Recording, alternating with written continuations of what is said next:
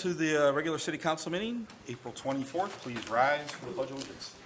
I pledge allegiance to the flag of the United States of America and to the republic for which it stands, one nation, under God, indivisible, with liberty and justice for all.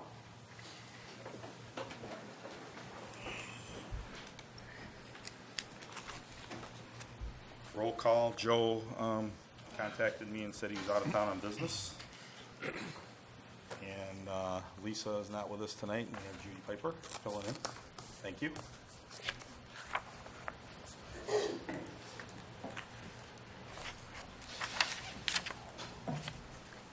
Approval of the minutes. We need to make a motion. Make a motion? Yeah, I'll make the motion. We excuse Joe. Sorry. Second. All in favor? Aye. Approval of the minutes, April 10th, 2017. Anyone? I have one thing. On page 2, at the very top where it says Erica Wilson stated she is here along with Diane Beagle, I want to say Diane is with 2 N's, I believe. Yes, 2 N's. Thank you. Comment. Maggie? On page 7, it is I believe it's the second paragraph.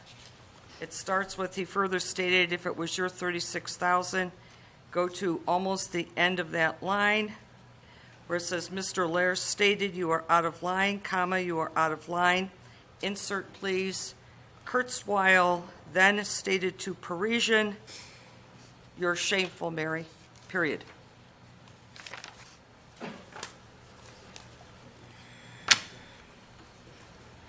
I didn't hear that. I'd like that verified before it goes in the minutes.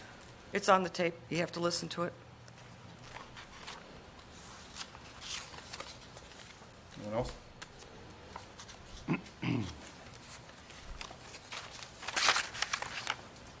I'll move the minutes. A Second. second? Oh, All in favor? aye. Aye. Opposed? Only if that proves out to be true.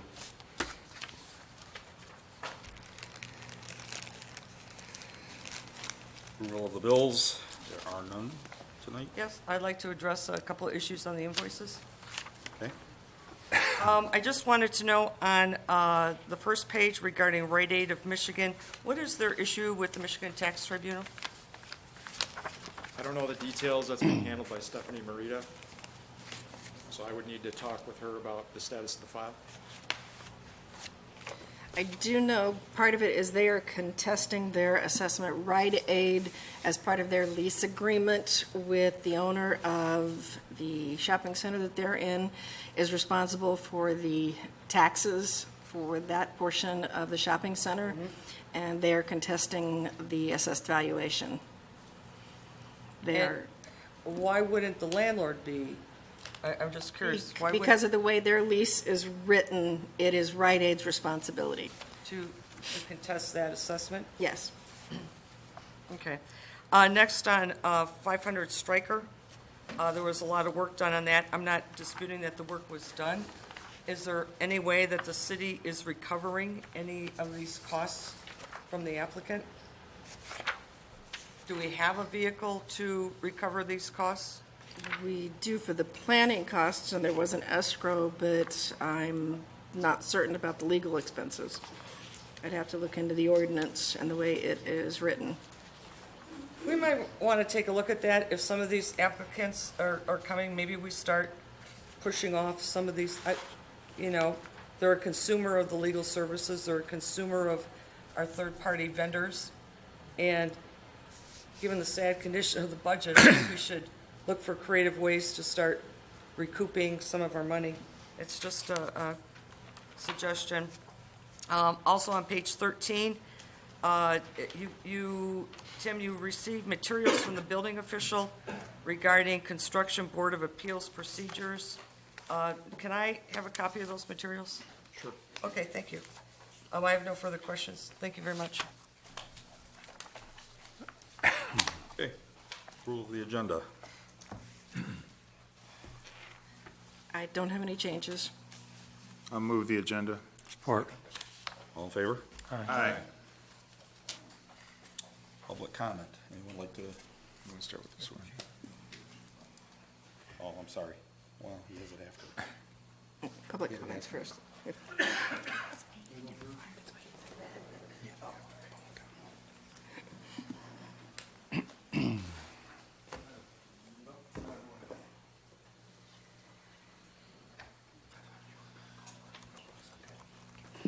Hi, Ryan Lair, 716 Grand Court. I have a couple things to present tonight. One is some great information that I was able to obtain today for the Village Society for Depot Day, September 9th. I would like to congratulate Peters True Value for agreeing to donate their cotton candy machine for the day with no charge. We will be paying for the supplies, which amounts to very little. And the kids will be able to have cotton candy at Depot Day, September 9th. So bring your kids down for cotton candy and enjoy the day at the Village and get to see the historic sites there at the Village. And a lot of things are being planned and discussed. Those will be brought up further later on. Second of all, the other thing I wanted to bring up is Mrs. Kurtzwell comments at the last meeting. Mary, you were shameful, and that was on my video as well as the regular city council video, so there's no proving the information that's there. I can hear it on my tape. Before you attack a resident and two distinguished council members, you should think about what you say. You didn't ask me if anybody paid me. You mentioned two people by name. If you would have asked me if I got paid to come up here and speak, I would have simply said no. But you are out of line by calling me out and calling two council members out. You were reported to the Michigan Bar for your actions. If Kivel was not under investigation by the South Lyon Police Department, I would have gone in there and made a criminal report against you. It's unacceptable behavior by a council member. Tonight, during council comments, I hope that you can prove your facts by announcing it to everybody on this council, the city, and all of the department heads for the slander that you raised against me and Joe and Maggie. I want you to prove your facts that I was paid by those two council members to come up here and speak and that I did not use my own brain to speak. I hope in the future you will come up with your facts, and I hope you'll prove that tonight. However, I believe you won't have your facts. But let's see if you can put your money where mouth is. That's all. Thank you, Ryan. Thank you, Ryan.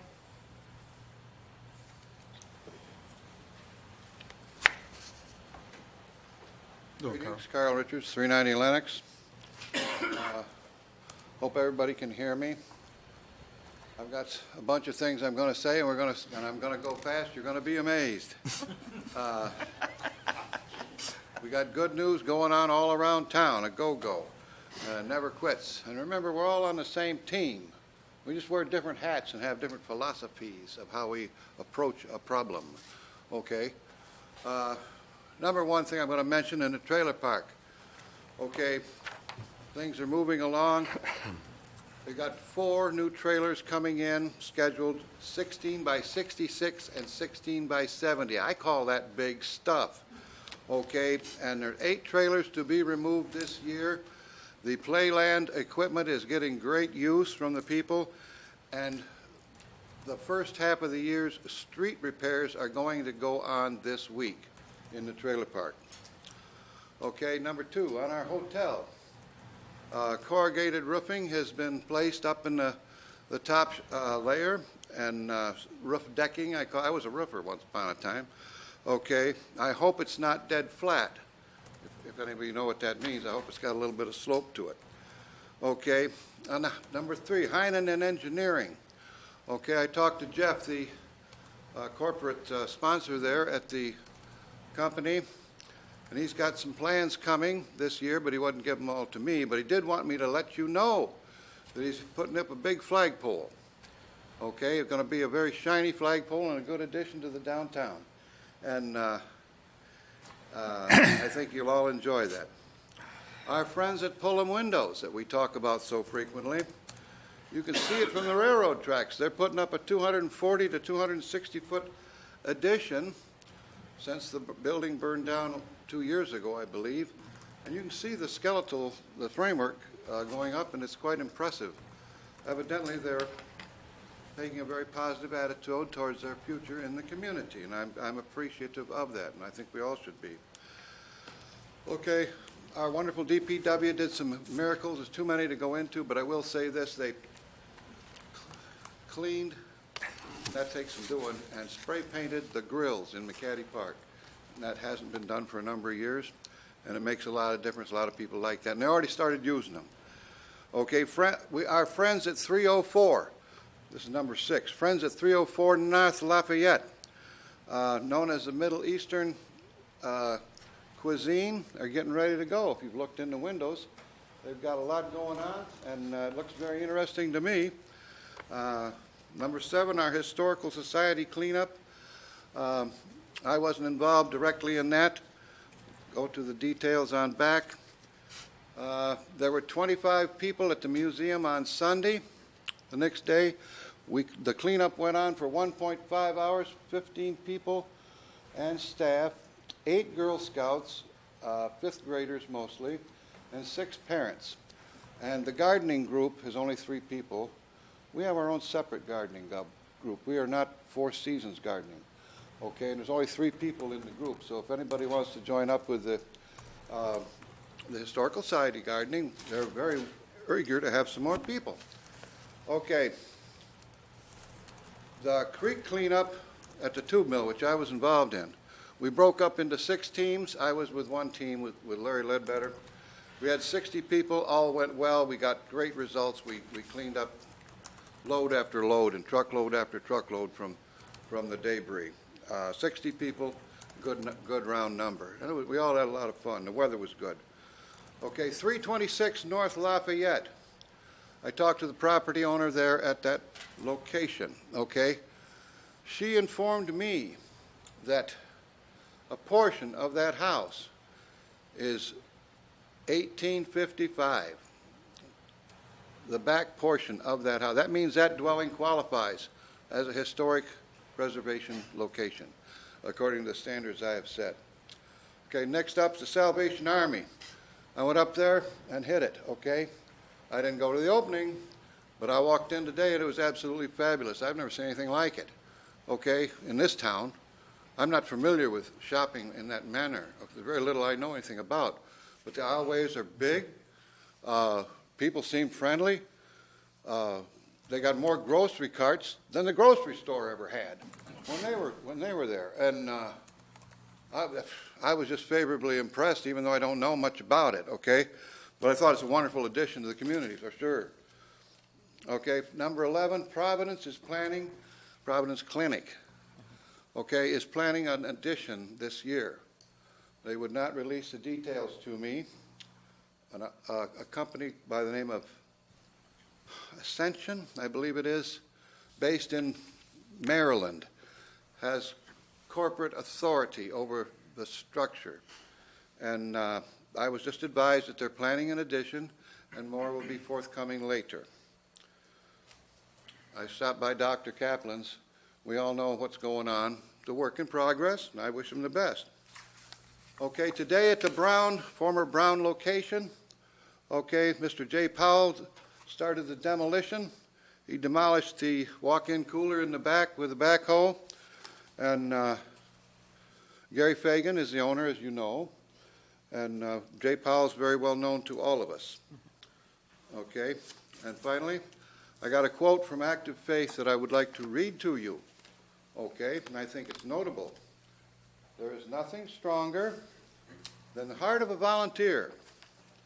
With it beats the spirit of service, generosity and compassion, and the health and well-being of our community, our country, and our world. And thank you very much.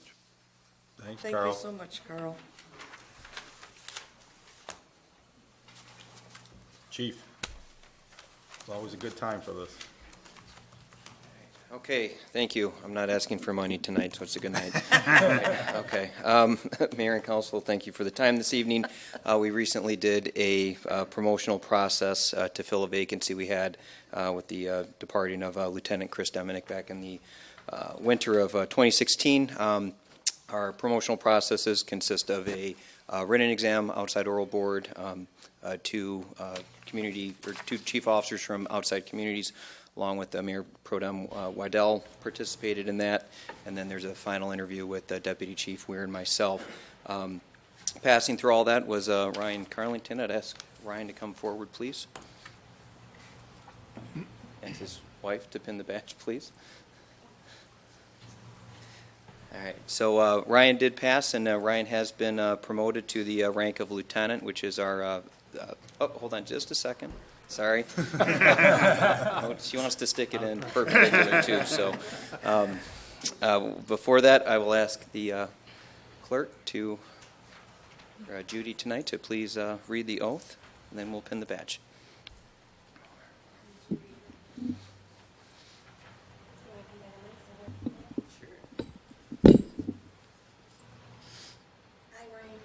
I, Ryan Carlington, Do solemnly swear do solemnly swear that I will support the Constitution of the United States that I will support the Constitution of the United States and the Constitution of this state, and the Constitution of this state, and that I will faithfully discharge the duty as a lieutenant with the South Line Fire Department as a lieutenant with the South Line Fire Department according to the best of my ability. according to the best of my ability. I would ask that you now pin the badge, please.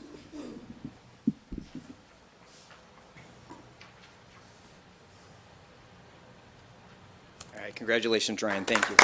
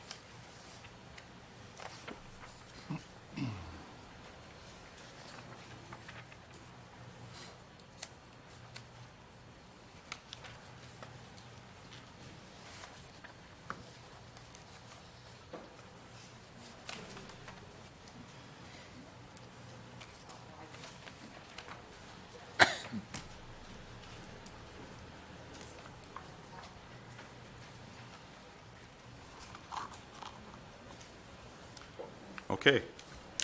Consider adoption of the naming policy for the parks and other city-owned and operated facilities in related form.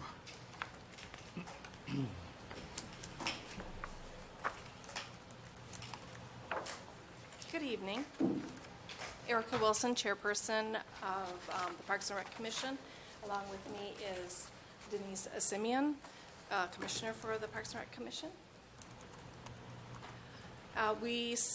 This last council meeting that we'd asked for questions and comments to get input from you. We took the few that we did have back to our Parks and Rec Commission, and the corrections that Councilman Kibble had given have been noted, and those will be put into the next draft that we assume that we're going to be submitting after tonight's meeting once we speak with all of you.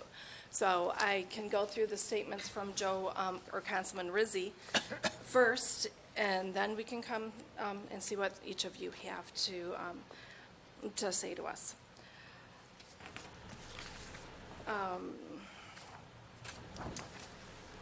Joe, the first item that he had mentioned is in the policy presented, I did not see mention establishing a database to document and track the memorials. I thought one intent was to also track all city assets named. That is a separate policy. That is a memorial policy that we are currently working on. That is not part of the naming of city assets. So that is completely separate. That is why it is not in the policy that has been presented to you. Number two, what will be the threshold for private industries to have city assets named? Exactly how much money would they have to contribute to receive a field naming or dedication? I would like to see exact dollar amounts spelled out in the policy.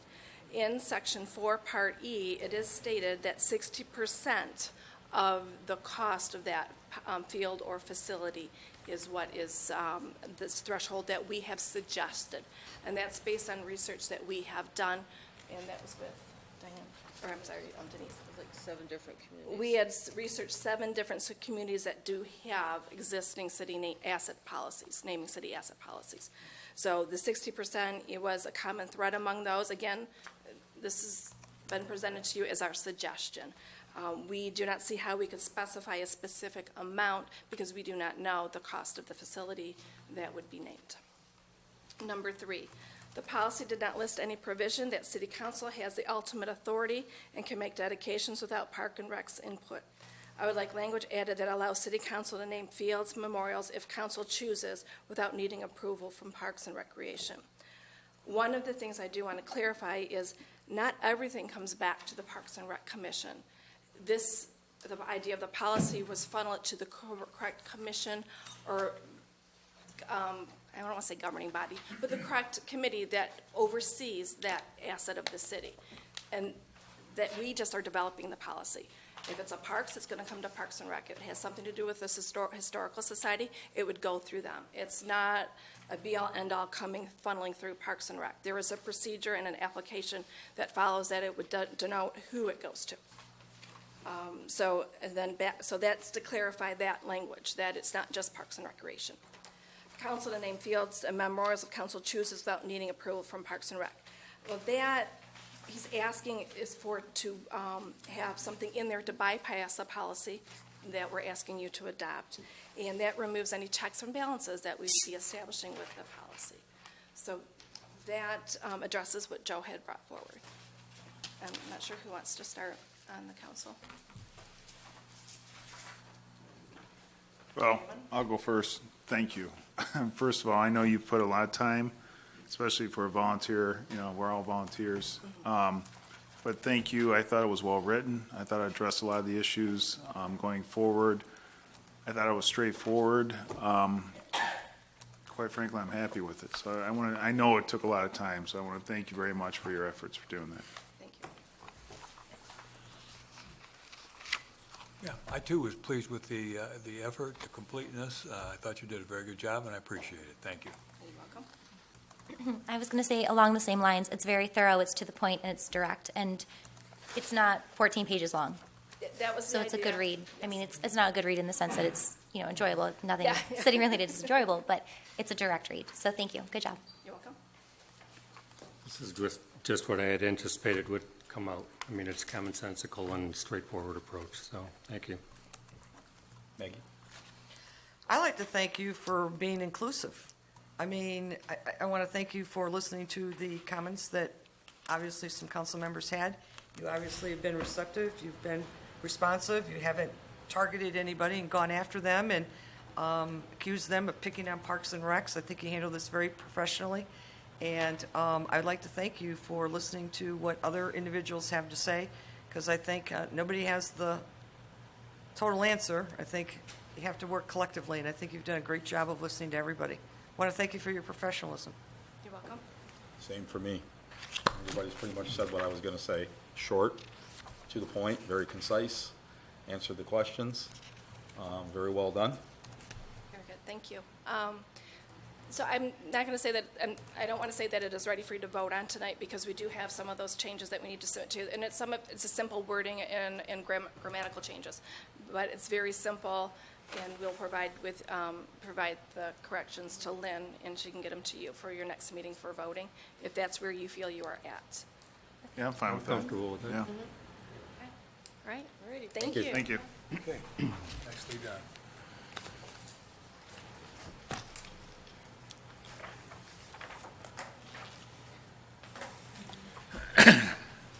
Consider the facade grant and sign grant program and policies.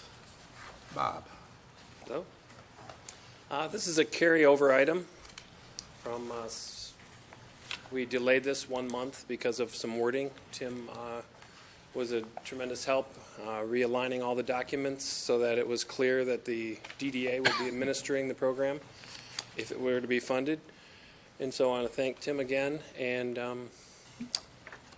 I provided some information about board action by the DDA to approve the project and to request the funds. Actually, there's a sheet in here that you were provided in the packet, which shows less dollar amounts for the next 2 fiscal years.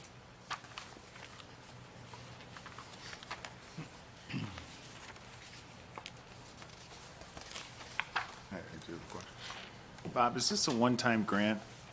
Meaning that if you're the property owner using the grant, it's one time only? It's one time only. The building cannot be altered for at least 5 years, Okay. minimum of 5 years. It's a rebate as well. Good. That's all I have. Same goes back to, it's a one-time, so the same owner does the program, Correct. and within a year and a half, two, sells the building. The guy comes in, he can't take advantage of that then either. At that point in time, it still has that grandfather in for that. Correct. Thank you. I've been an advocate of this for a while. Did research even last November on this. I think Wyandotte has done a lot of work in Facade. And I think that, this isn't something that's going to be with the city forever. I think it's probably just a 2-3 year at the most project, but I think it speaks to an opportunity that the city has to do what it hasn't done for decades, and that is to make an investment in the downtown. I think what's important for those naysayers of this program, whoever you are, is that the property owner or the landlord is kicking in their own money.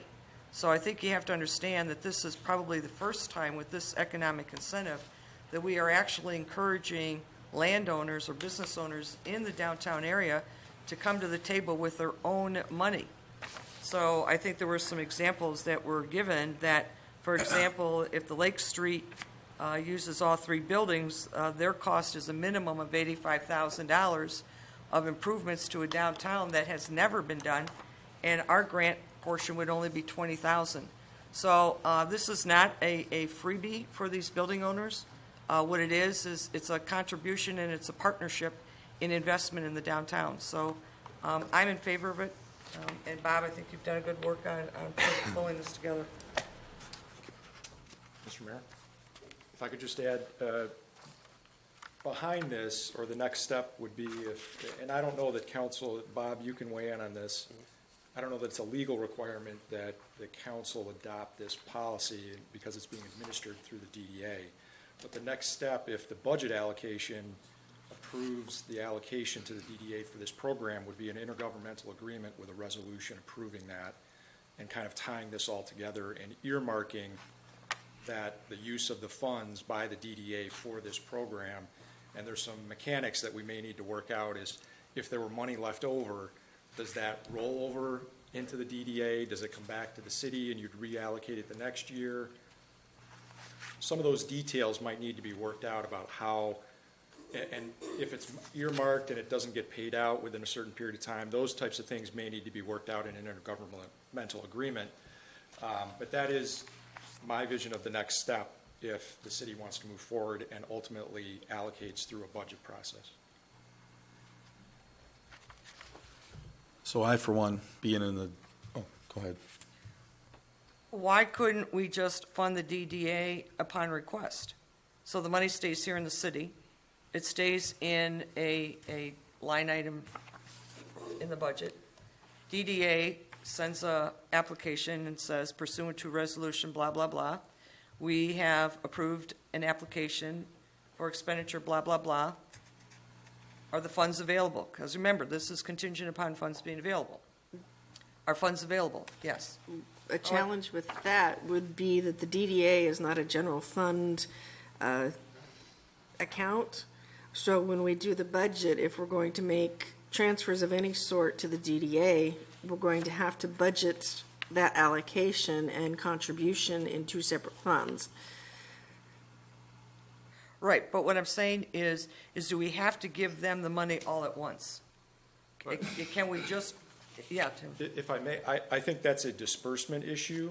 That I'm not sure it's legal, and I don't know that I have the answer to it, but I think, to Lynn's point, it's the allocation that the city council is approving the allocation for that program in this amount. The actual disbursement is going to be at the end of the project, subject to approval and everything's done and approved by the city. then the disbursements may go out. I think we can work through the mechanics of whether you disperse the money to the DDA all at once up front, or if it's Project by per project. grant. Yeah. I'm not sure that there's any real, I'd have to look in and see if there's any legal requirements, but I don't know that, I think those mechanics can be worked out. We got time. Okay, thank you. So, I've got a question. In the event that something isn't fulfilled, doesn't comply with the full breadth of whatever the program's rules are, personally, I would like to see that money is returned back into the general fund. So,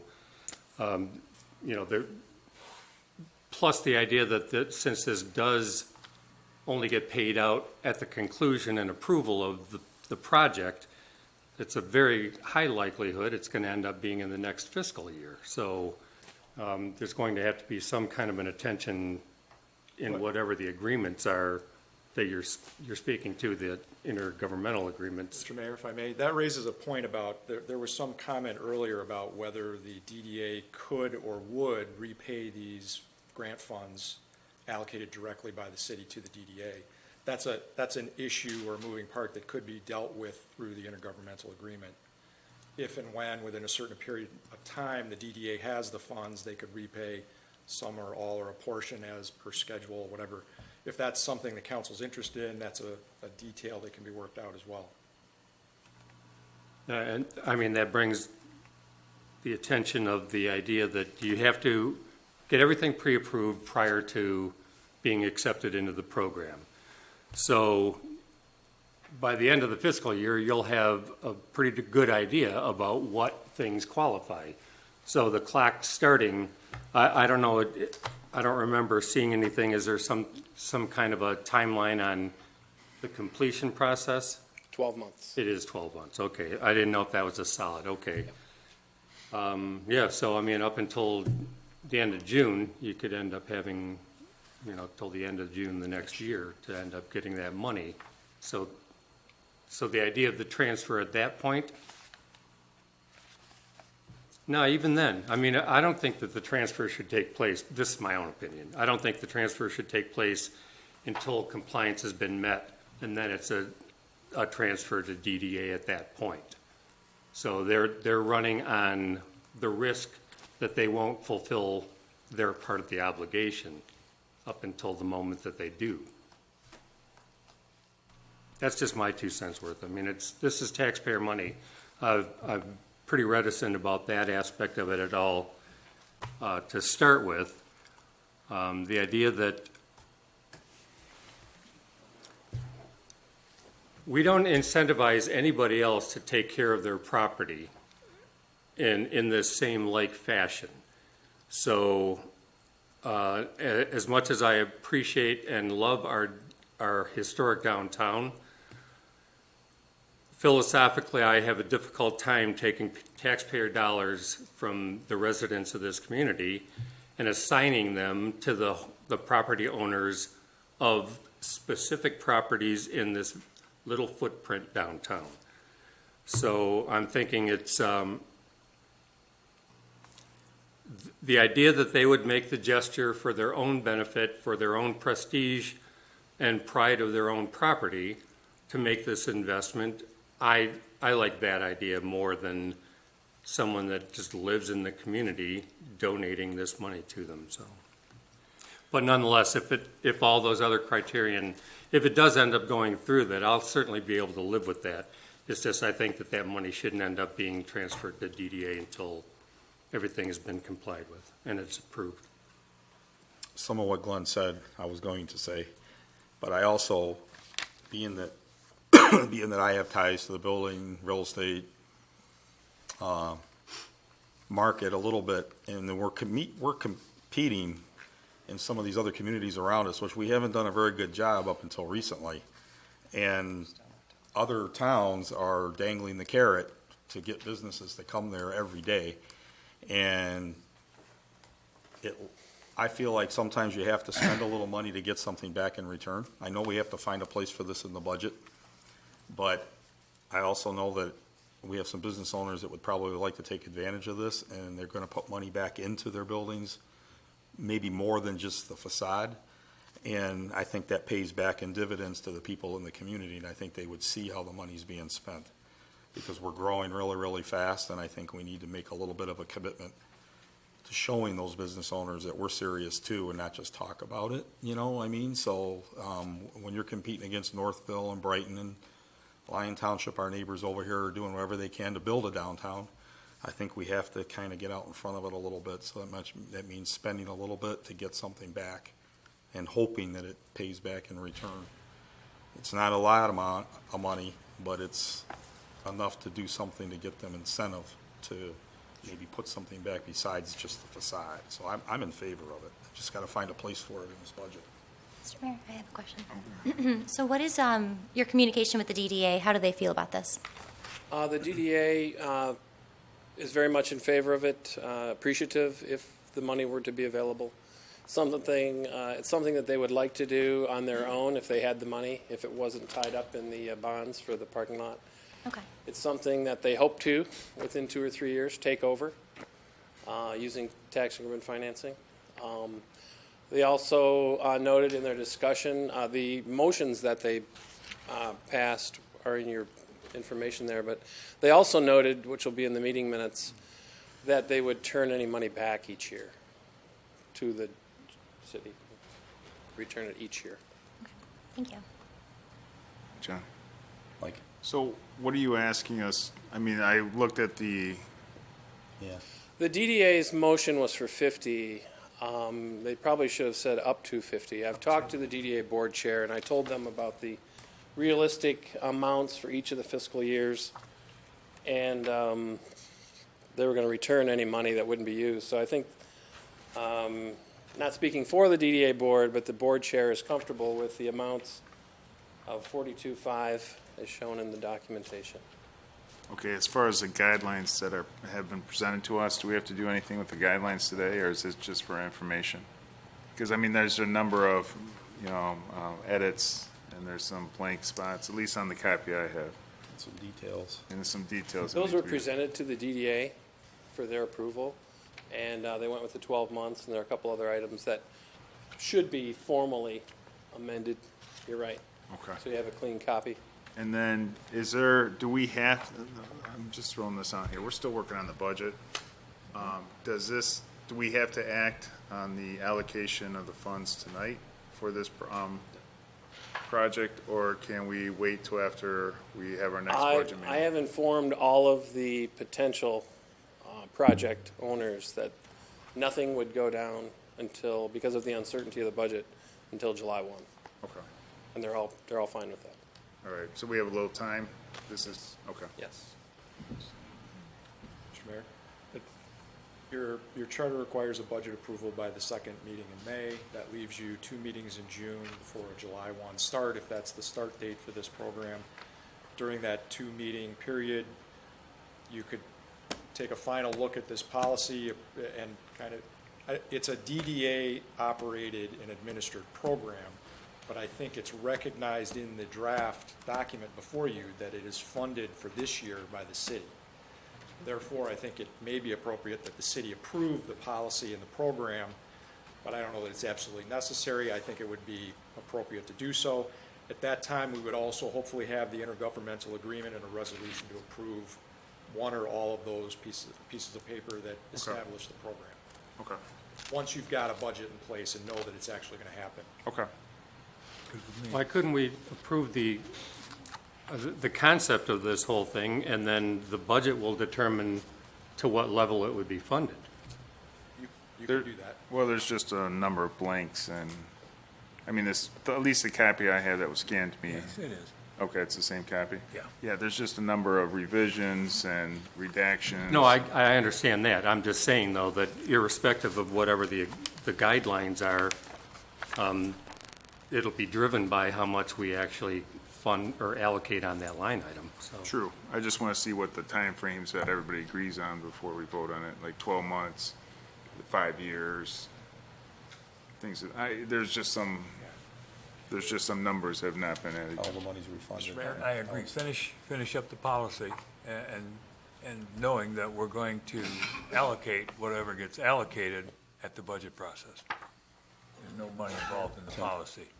Mr. Mayor, if I may, I want to make clear, at least in the draft I provided to Bob, it was a 2-year limitation on changes or alterations to the building facade once you've gotten the grant and it's completed, the work is completed. Then you, without city council approval or DDA approval, you wouldn't be able to change or alter the facade. For a 2-year So it's a period. 2-year period. That's a placeholder that I put in there after having looked at other programs like this.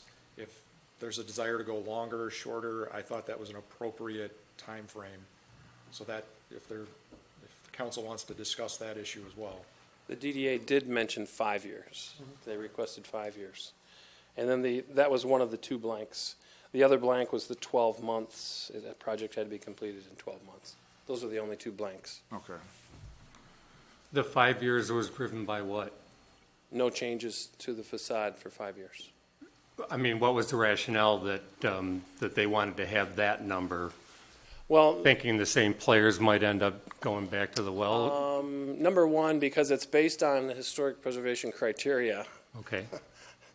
There is no historic district in place. They would like to have it a lot longer than 5 years. But I think 2 to 5, generally, as Tim said, the research communities, probably more are near the 2-year period, but there are some as large as 5 years. And they wanted the longer period because they didn't want the historic integrity of the buildings jeopardized.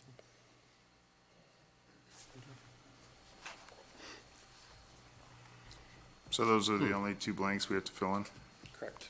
I thought these were all of these moves were predicated on a historic reference. Correct. So But if someone if came you in made it after more 2 years- historic by a further remodel, why would they be opposed to that? Why would we be opposed to that? Well, they can't alter anything that's in line with the preservation standards. If it was something that could be brought in closer proximity, I mean, that would be, that's interesting.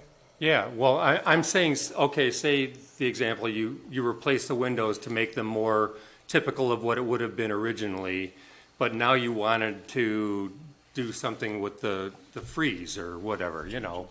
Why would you have to wait 5 years before you altered the facade further? They can go in that direction, but they can't go back the other way. That's how I read it. That's the way I read it, too. Okay, what but we that's have. not what I was getting from one, That's how I get it. yeah. Well, it's like, or, You can't alter the altered part, is what you're getting You at. can't alter any areas you've brought into historic compliance. Yes, okay. If there's an area that was not brought into compliance, that would be another subject. Yeah, okay, thank you. Megan? I think one of the reasons that it is advisable that you stay with a 5-year period is because particularly when you're dealing with downtown development like we are, which is on, it's a challenge, is that you don't have a consistent look in the downtown area. That's part of the problem, and I think with a 5-year period in there where you make any changes, I think people need to realize that there's going to be a design committee that's going to oversee what these facade changes are going to be. So there's going to be a tendency of this design committee, and hopefully it's well-picked with good individuals with good professional skills in architecture. We'll be picking designs that are consistent with the historical look of the downtown area and a little bit of a sense of vision, so that look that they pick is going to be good for the next 15 to 20 years. What you don't want to do when you're dealing with development like what we have in our downtown area is dealing with the new look every 2 or 3 years, because what happens is you confuse your consumer as to what is your look in your downtown area. And part of what this facade grant is attempting to do is to stabilize that look so that you can begin attracting a brand for how your downtown is. So therefore, the 5-year period, in terms of not having a lot of changes on those facades, actually facilitates a stability and a consumer confidence in that downtown look. It's a branding issue, so that helps. I agree totally with that. I mean, somewhat related, my son and his wife are living in Cincinnati, and they built a home, and they're looking to move into Covington, Kentucky. And there's a village there called Main Streets, and it's from the 16, 17, 1800s. and they're having a heck of a time. It's growing so fast, and what Maggie said is very, very relevant, because people are coming in and buying them and then wanting to take it right down and put in more of a modern type row house with a change of facade and the whole thing, and it's causing a lot of tensions down there right now because they're trying to keep that look. And so they're dropping, someone drops a lot of money, does a lot of work on it, but somebody else comes in and drops more money and takes it out. So they're being very, very tough down there on their standards, and they have that kind of a plan going right now to try to keep it in some kind of a guideline, so everybody in that town that likes it is going to stick with it. You know, because when you got development in a hot area that's growing, and we are growing, you know, people can deny it all they want, but we are growing. We need to have some kind of a standard to not turn into Birmingham, you know, where you have the Bigfoot houses. What we're really and trying to Bigfoot do is buildings achieve and- historic preservation through incentives versus a mandatory, hard and fast, heavy-handed preservation ordinance. It just is when somebody comes in and dumps a lot of money in something, gets a facade grant, turns it into historic character, another developer might take a look at it and go, wow, they did some upgrades, a little extra work, maybe I dumped some extra money in here now. Then they come in and add that little extra icing on the cake that maybe not, the people aren't so happy about. Well, That's all.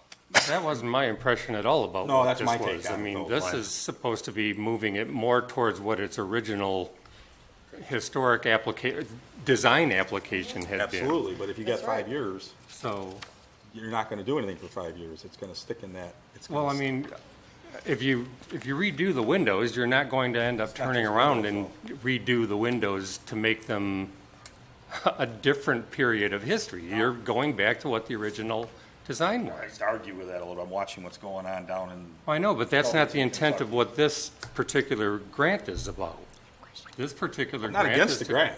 I'm just saying is that you gotta protect the integrity of the downtown.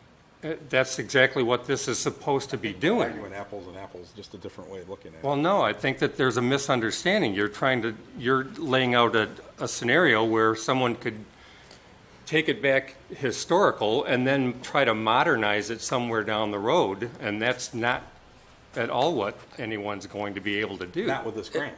If I may, I think when we all become comfortable with how this rolls out, the Secretary of Interior standards, the U.S. Secretary of Interior standards, and the National Main Street Guidelines all focus on that original character of the building.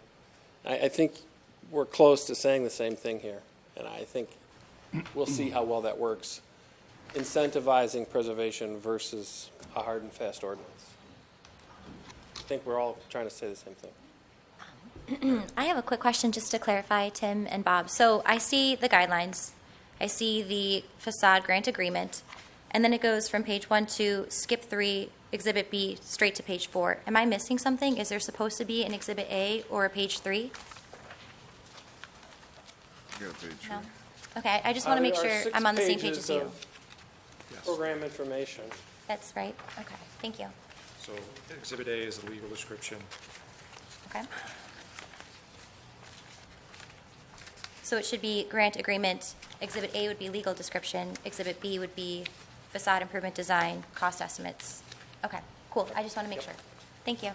All right, Tim, now we have the guidelines in front of us. If we, or can we, make the motion to approve these guidelines subject to the conditions that were stated tonight? Number one, the revisions would be made into the, or we'd get a clean copy. 2, 5 years, facade, no facade improvements. Changes. No changes unless council agrees to it. Is that how it works? And then that if the grant is applied for, that you will finish, Within 12 months. complete within 12 months. Can we bring that motion tonight with those conditions? Yeah, I think that's consistent with what the DDA has done as to the program. And All right, then I'll make the motion that we approve the facade guidelines as presented, with the understanding that the blanks that will be filled in will be the 5-year, no changes, the 12-month, upon granting of the grant, the project will be completed within 12 months, and we'll get a clean copy. I'll second that. So this is just for the. The guidelines. Guidelines, okay. Yep. All in favor? Aye. Thank you. Thank you.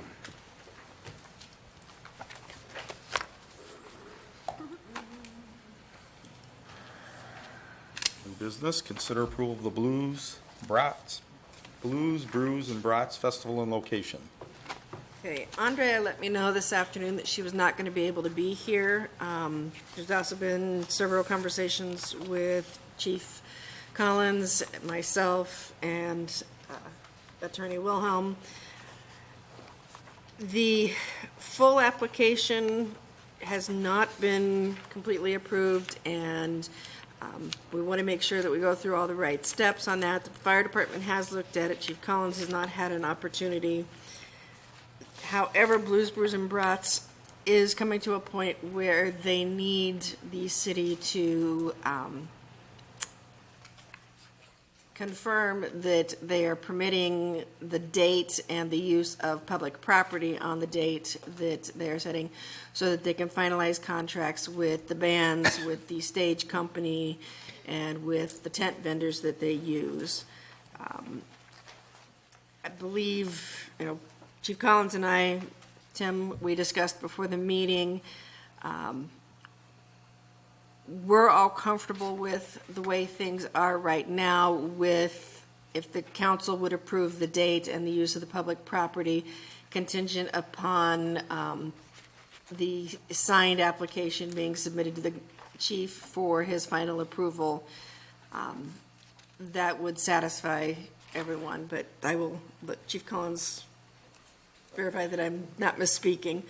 I think that pretty well covered it. The other thing that I would want to be sure of on behalf of the city is that we get a currently valid certificate of insurance prior to the event, and that is required by city policy, that the chamber is required to submit a copy of their insurance policy to the city prior to the event. We're disapproving this now, but, the policy expires the first week in May, so they should have a new copy. In May. What's that? The new insurance. That is one of the challenges. That's what I said. That's one of the challenges with having Chief Collins approve it at this point. Their insurance renews on May 1 as an organization for special events, but the event taking place in August requires them to book things further in advance than that. I have talked to the MMRMA. They said if the council would approve it contingent upon providing an insurance certificate with the rider 30 days prior to the event, with the permit being subject to revocation if that's not done, they are comfortable with us moving forward if the council is. Yeah, that sounds like a no-brainer. Mike, do you need approval on this as well? We've already reviewed it. Oh, you've reviewed it, you're okay with it, so it's just Lloyd, and then the other contingencies, signed application. And a copy of the actual policy. All right, I'll make the motion then that we approve the requested use of city property for the Blues, Brews, and Brats Festival, subject to, or contingent upon a completed and signed application with police approval and the presentation to the city of a valid insurance policy prior to the festival beginning. Within 30 days of the festival. Or within, 30 days. 30 days of August 5th. Yep, of August 5th, as amended. My same motion, just amended. I'll support. All in favor? Aye. Aye.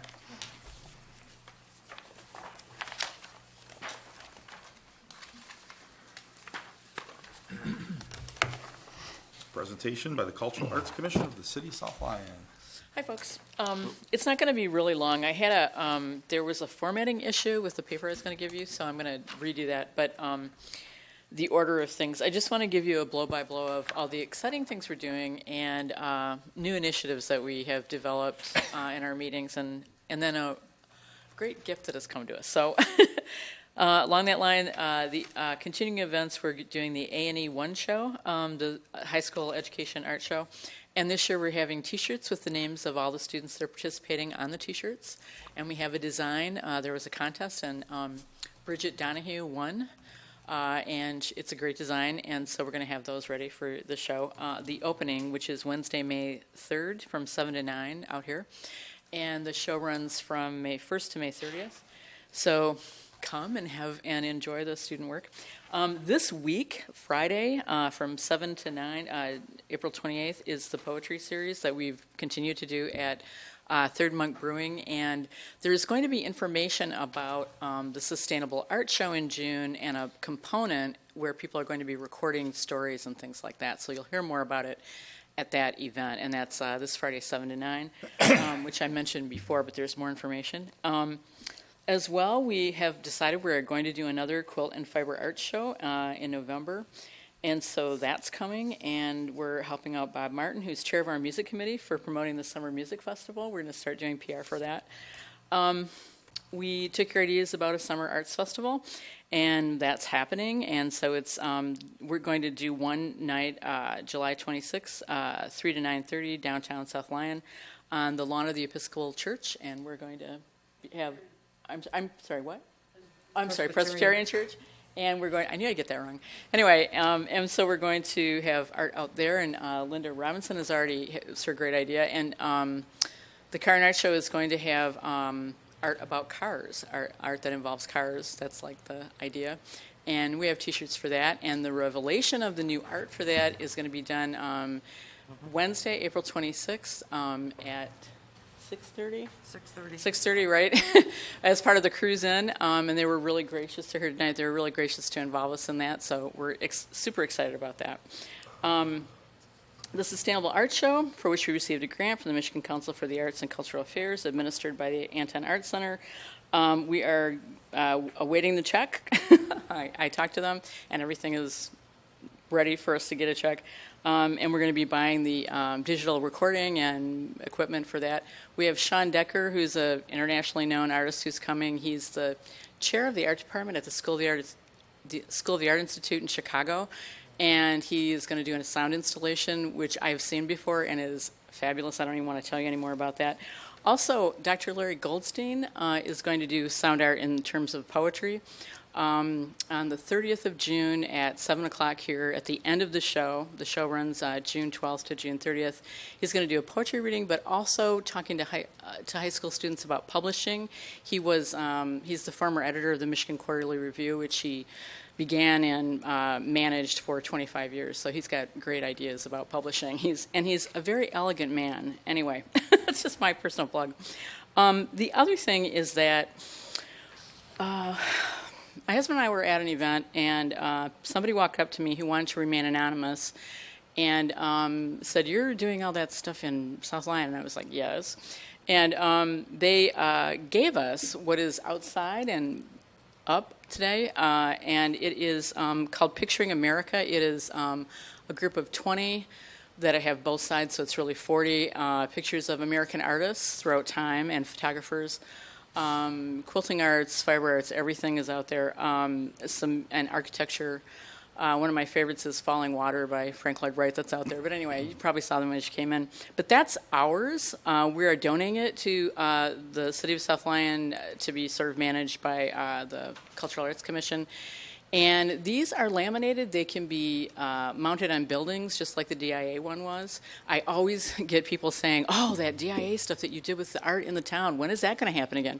Well, that's a grant that they don't give all the time. So we have a permanent collection. It's our first public art that will remain here. So I've talked to Bob already about different ways to use it, and I'm super excited about it because I won't have to write that grant. But anyway, just a personal thing. But it's also all these American artists that you've probably seen, and a lot of the images are iconic, and so I'm like super great about it. And the person just did not want to be. They wanted to be anonymous.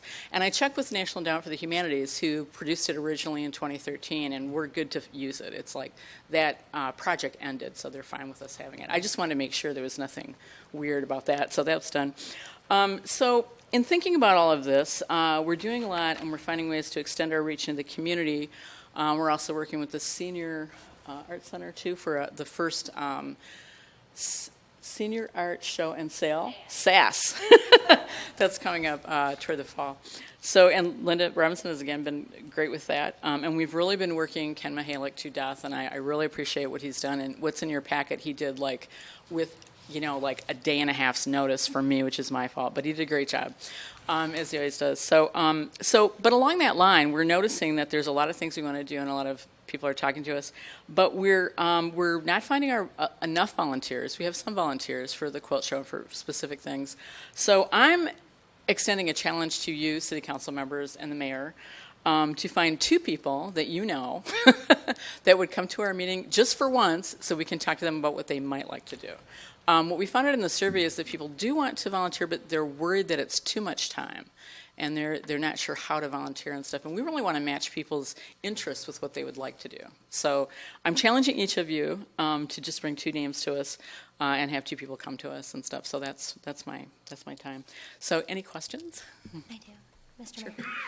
So I have a question with the Arts and Cars show, the Art and Cars show. Yeah. How are you collecting artwork for that? Are you recruiting people? Are you putting kind of like a mass publication out there if you have art? Bring it we're forward? doing both. Linda's working really hard to recruit some artists that we really want, some superrealism people and people that we know the art is concerned with cars and stuff. And when we met with Pete and Doug, they both were really concerned that it would be high art, but also very much involved with cars. And we're like, yes, that's exactly our idea too. Is there any specifics to this where it has to be, say, acrylic or oil painting, or No. it could be fabric, No. whatever No, it could be? it can be jewelry. Actually, there's a, we're working, she was trying to find somebody that, that paint that comes, when they painted them and it comes off the line and the paint dries and it's this beautiful stuff. Well, people make jewelry out of that. We really want someone to come that does that because it's really amazing. And you can actually tell which plant it was done at and everything. I grew up in Flint, so I'm like, yes. That is a really cool. So I'm very excited about that. So, yeah. And the other thing is the call for entries hasn't gone out yet. That we've got so much going on. We had to organize it. So the first part of May is when that goes out for July, because that's in July. Oh, my second question, or actually it's not even a question, it's more of a thank you to the anonymous donor. That's fantastic. I know, it was amazing. That's huge. So I got thank you chills. They too. said, my car is right over there. Yes. It was very. And I know you guys are a little shorthanded, so thank you for all that you're doing as well. Good stuff. Thank you. Thanks. Thank you, guys. You can always tell you're really amped up, though. I mean, so. There's a lot of passion. It's a lot easier when you really enjoy what you're doing. So, Yeah. thank you. Yeah, sure. Uh-oh. No, just your look on your face. I'm sorry. This was a donation to the city, so does the city need to do? Well, to my husband and I, and then I'm giving it to you. Yeah. Okay, so still, so it's given to you and your husband.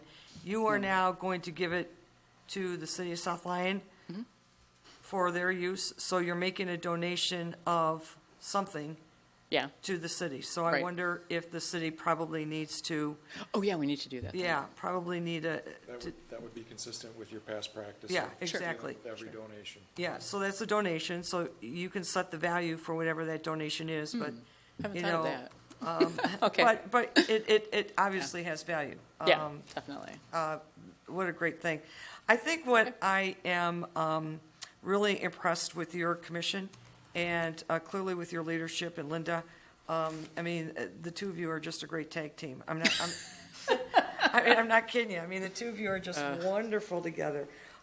Is the fact that that you have taken this commission and you have formed partnerships in the community. I mean, who would have thought that you would be creative enough to think outside the box and have an art event at a card show and to get the Presbyterian Church to assist with giving you some real estate? Well, they did that part with the Presbyterian Church. Yeah, But, but I mean, how wonderful for the Presbyterian Church to want to take that kind of interest in the community, to be part of arts, which is telling me that the community is really yearning for these kinds of partnerships. I think so. And it's beginning to happen. So I want to thank the two of you for your incredible energy, because this is going to be great. I can't wait. You should I see know. the T-shirts, but I can't show them yet because Wednesday night we are revealing the art and revealing the T-shirts, and it's all going to happen. I have a comment on my council comments about this, so. Okay. I have it tonight, but I can't show I'm you. going to add a little spice to it. Anything else of interest?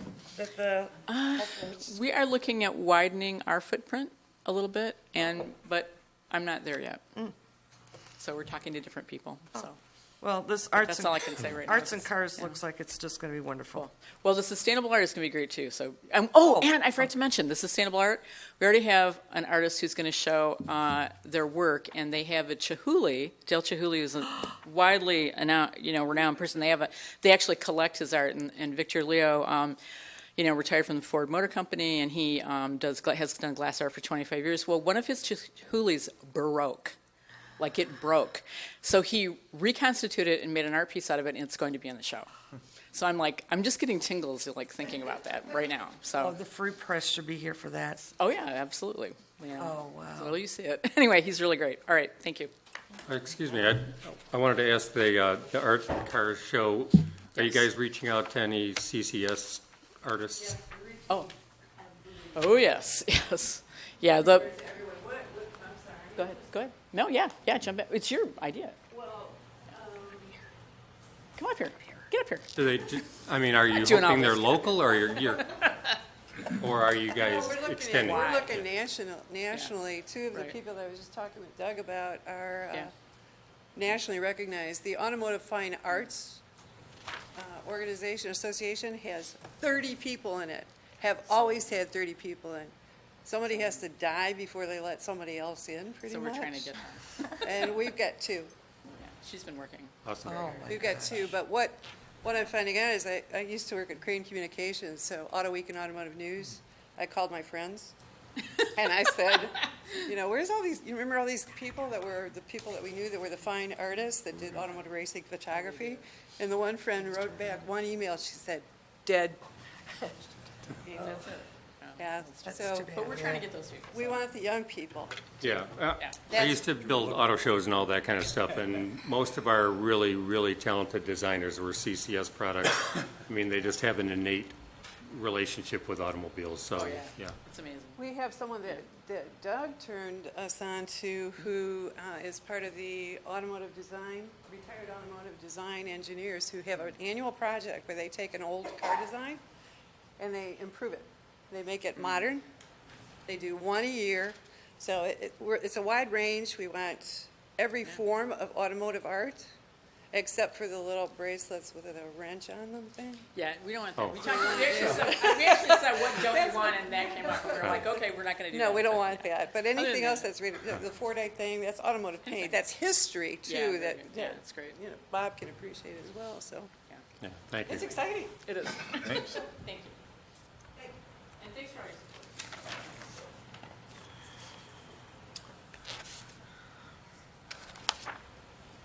Okay, consider approval of the street acceptance resolution. All right. When I submitted our Act 51 map to the state, which was due by April 6th, they reviewed everything that we submitted and contacted me and said that the way that we brought in the streets for Glen Meadows does not meet the state's requirements for adding them to our local street system.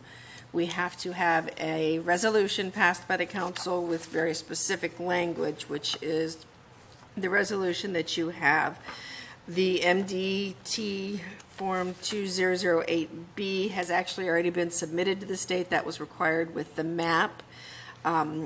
We have to state that the streets are located within the city right-of-way and under control of the city of South Lyon, that said streets are public streets and for public street purposes, and that the streets have been accepted into the city of South Lyon local street system and were open to the public on, and the date that's filled in on the resolution is the date that the council voted to adopt those streets as well as the utilities in the Glen Meadows subdivision. I move the resolution. I'll second, but I have discussion real quick. Do we have to do this for any other streets that we accepted in? Whenever we adopt streets. In the past, Glen Meadows is so far, while I've been here, is the only one that we've done streets. We've done utilities. But there has been a process. The city has done this resolution in the past for street acceptances. Okay. Thank you.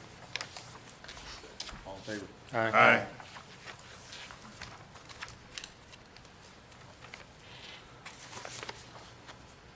Consider approval of the new 3-year contract with People Express for public transportation.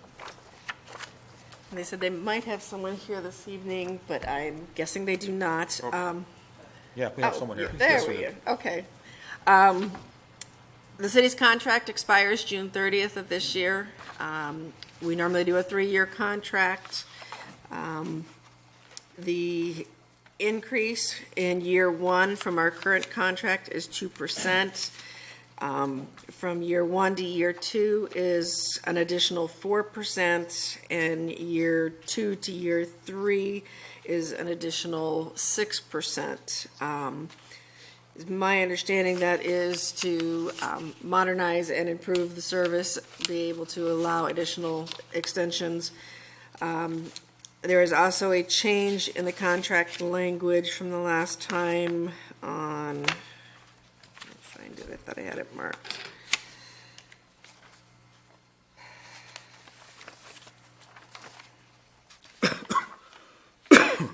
Page, it says it's page 3, it's number 5, fares charged to the general public.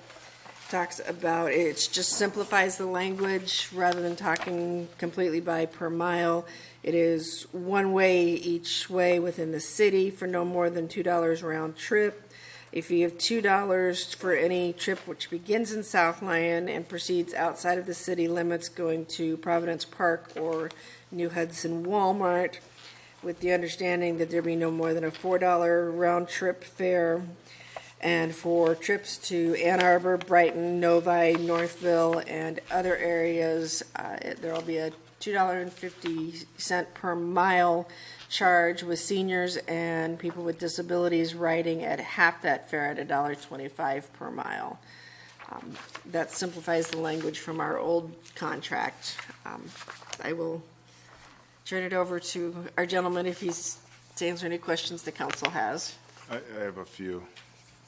Jen. Can you come up to the mic, introduce yourself? Lynn, just in the future, when we're, when there's something coming up that we're renewing, is there any way you could just include the old information? Sure. From the prior contract? Because I actually found it, and I got a question. Back in 14, when we renewed this, it was 5% for the first year, 3% for the second year, and 2% for a total of 10% over 3 years. I know back in 14, when it was originally presented, you wanted a 12% increase over the 3-year period. We're seeing another request for a 12%, with it going up the opposite, 246. Just curious, why 12% again? I mean, if you look at it, the last 6 years, you've got a 24. If you factor it in, it's gone up 24%. If you would go with your numbers. So I'm just kind of curious, what's going on as far as why you keep requests? Yeah. Can we get you to just state your name so they could get it on? My name is Doug Anderson. I'm with People's Express. Thanks. Why we need it is there's a lot of money from the government that we get to supplement your grant, your contract. And just as the cities and the municipalities around are feeling a little bit of the crunch, transportation is going to be cut significantly. So that's why we're asking for help with our funding for your project. And what they're mainly telling us is they're going to drop it to no more than 10% of the transportation budget for the state of Michigan will be able to will be used for transportation of people. 90% or more, and more, is what they're stating, is going to be for roads and all the improvements to the infrastructure that we do need, like what they're doing on 23 and everything else. So with that, we will be losing certain amounts of money, like on a New Freedom Grant and the Job Access Reverse Commute Grant and 5310 money. And with all those, we are a nonprofit, and we're not, actually, we don't make a profit, but we do good work, and you've got actually a really good contract. Just to keep what we're doing for you is it's going to take a little bit more money because we're not going to get as much from the state. The state does give you a lot, or give everyone a lot of money. What other communities are you servicing around us right now? Actually, every community around you. They've liked what they've seen that we've done here, and I got a contract with the village of Milford. I got a contract with the township of Lyon. I got a contract with Wixom, and I'm talking with Novi. Okay. Because they've all seen what we do here. Sure. Are you hitting these other communities for this type of an increase over a 3-year period? Oh, yeah. This is something we're asking for because it's going to be needed. It's just that simple. And we go at it with the same amount. Basically, it's like I think you're getting charged $36 an hour. Okay? And that's the insurance, that's the vehicles, and maintenance, the whole shop we're buying, and everybody gets a living, drivers get living wage, all that kind of stuff. And for a regular for-profit company, you'd have to be up in the 50, 55 an hour range. That's what it is. So. Is your usage going up, remaining constant, or decreasing in the city of South Lyon? South Lyon is, South Lyon uses every minute of the day. Our drivers don't go to the bathroom. It's just that simple. We also have, since we have South Lyon, the township, we've been able to hook up your residents that are going to Novi, Providence area, all the medical things, and going to now Milford. We've been able to use that money to transport your residents that like to go to Walmart and all the medical appointments, but Myers, and then for some reason they like to go to Milford.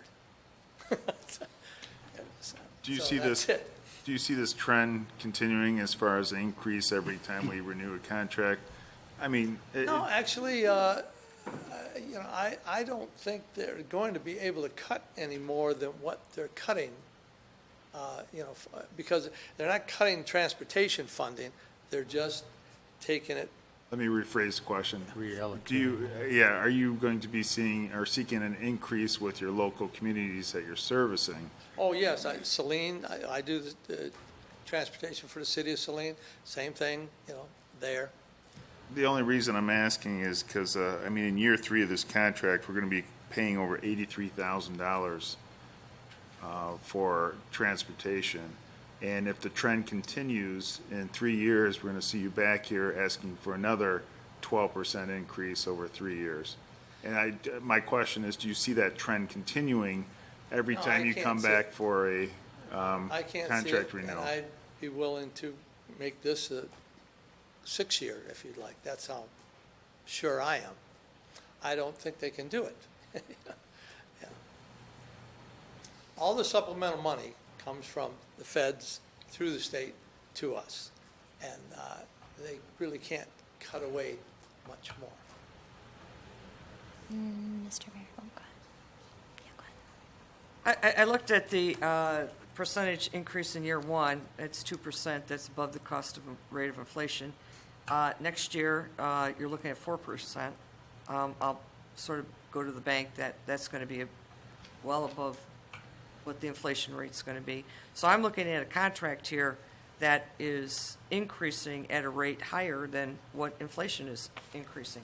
And I don't know, and haven't heard from you to get this kind of increase, what kind of cost controls you're doing with respect to containing some of the costs that you would have in your particular transportation business. For example, is there any way to reroute some of the transportation lines so that, like you said, there's more mutuality so that you can bring those costs down a little bit? Well, what have you done to control costs on this contract? That's my bottom line question.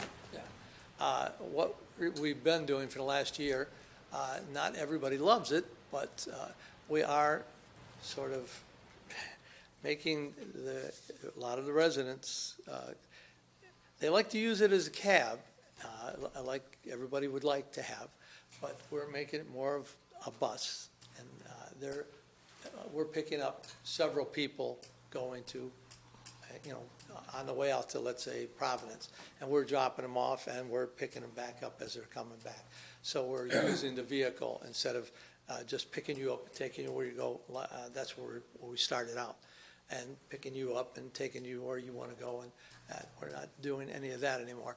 The backlash on it is they don't get exactly their amount of time or their times that they want to go, stuff like that, but we give them, if I can't give you the time you want, I give you, this is when I can go, or this is when I can go. I give you one in front or one in back.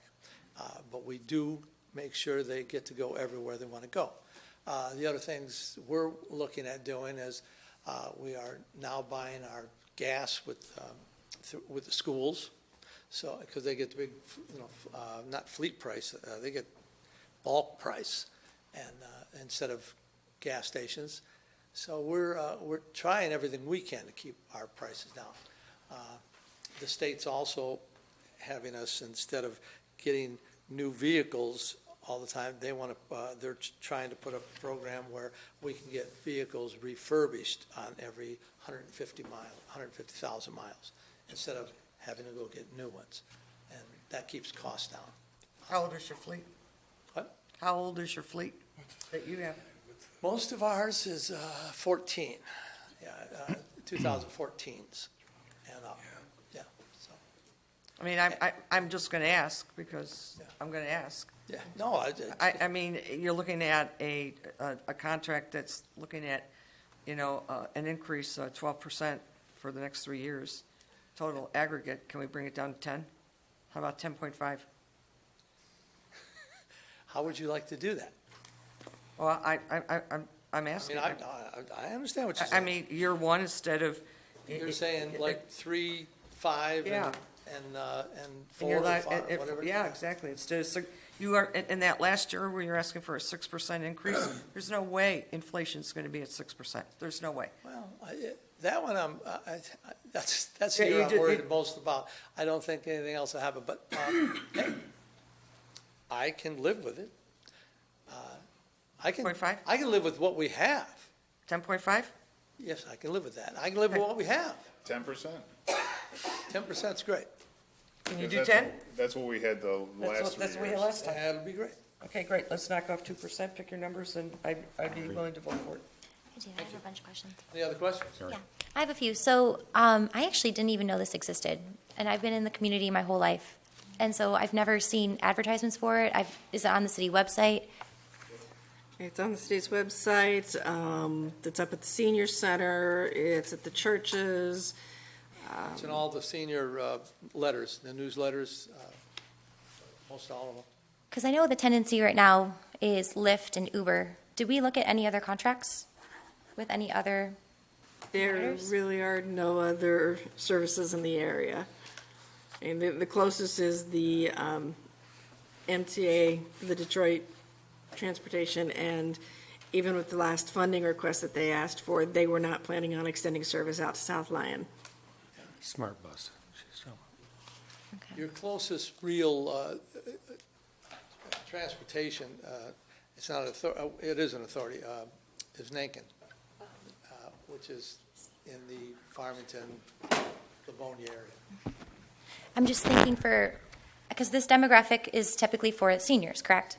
This is what the No, service this is is used for? actually, you have public transportation. It was set up originally just for seniors and people with disabilities. Okay. And it's still 80 to 90% that. Okay, But you call, we'll come. okay. You're just going to pay more. I have another suggestion possibly. Is this something that has to be renewed tonight? No, the contract, Okay. well, yes and no. You already got me down 2%. Oh, no, no. You're killing me. Well, there's this author of this book called Art of the Deal that I read. But the thing that I'm thinking is, thank you very much. That's great. what I'm just sort of thinking is would it be possible to move this contract out possibly 5 years? And I'm just saying, like, it's just something to just think about. Move the contract out maybe 5 years and keep the return, within this 2.5, 2.3, whatever. So if you're getting 10% out of 3 years, then that's roughly 3.3% per year. Then move out in year 4 and year 5 in 3.3. Just straight through. Straight through. And you could have discussions with our city manager about that. And you won't have to hold me off, so, okay, good. It's just. I'm yours for 5 years. There you That's go. right. So Okay. what it does for you is it provides you with a 5-year stream of income, which is predictable because you can pretty much figure out what you're going to make out of here at South Lyon. What we've done is we've locked in a favorable rate for the next 5 years because we're going to be dealing with some budget issues. So actually, this could have some advantageous opportunities for the city. It's just a thought, but No, I can live with that. I don't have authority. I can live with that. I can live with that real good. So I've got this bridge I want to sell you. No. Hey, John, I got a But I don't want to come back. Is that good? Finalize it with, on the city yeah, manager. with Lynn, and we'll take a look at the contract. and- Hold on, Glenn. But we'll see what everybody else has to Well, say. the opener of this, you said that this was predicated on the state's reducing transportation costs. So Yes, they why are. isn't this a function of us making you whole in relation to whatever you're losing by the state's cut? If you want to do, if you would like to do that, I'll go along with that. What Well, the state I'm cuts kind from of us, interested in where we I find will those make up from numbers. you. I'll live with that, really. I like the deal we presented. It's, I'm giving you what I'm told by the state of what's going to happen. And it said that you will, and you was not me, it's all of us, all transportation in the state. Ann Arbor Transit, everything right on down. You will get not even your 10%, okay, of the whole budget. 90 plus is going to infrastructure. And that's what it's going to be. And that's at least for the next 3 years. And it wasn't something that we didn't know was happening. I mean, all you got to do is turn on TV. It's, we do need it. So we can't even yell about it. I mean, if they fix up the roads, my vehicles will last longer. So and they did point that out also. So those are, but if you'd like, I'll do mine with the state if you'd like to do that. But yours is probably the best one. Well, I think for the city, because it locks us into. Will you be here in 5 years? Absolutely. There's no doubt that I'm going to be here in 5 years. Okay, I'll come better prepared. You better believe it. You can take that to the bank. Is, any other questions? I'm good. Yeah, I'm getting it from behind. Mr. Anderson, don't go away. I wouldn't do that. I'm right here. Okay. Harold Richards, 390 Lennox. Mr. Anderson and council, there's probably 200 people in this community that absolutely depend on your service. Your service. And from time to time, I'm one of them.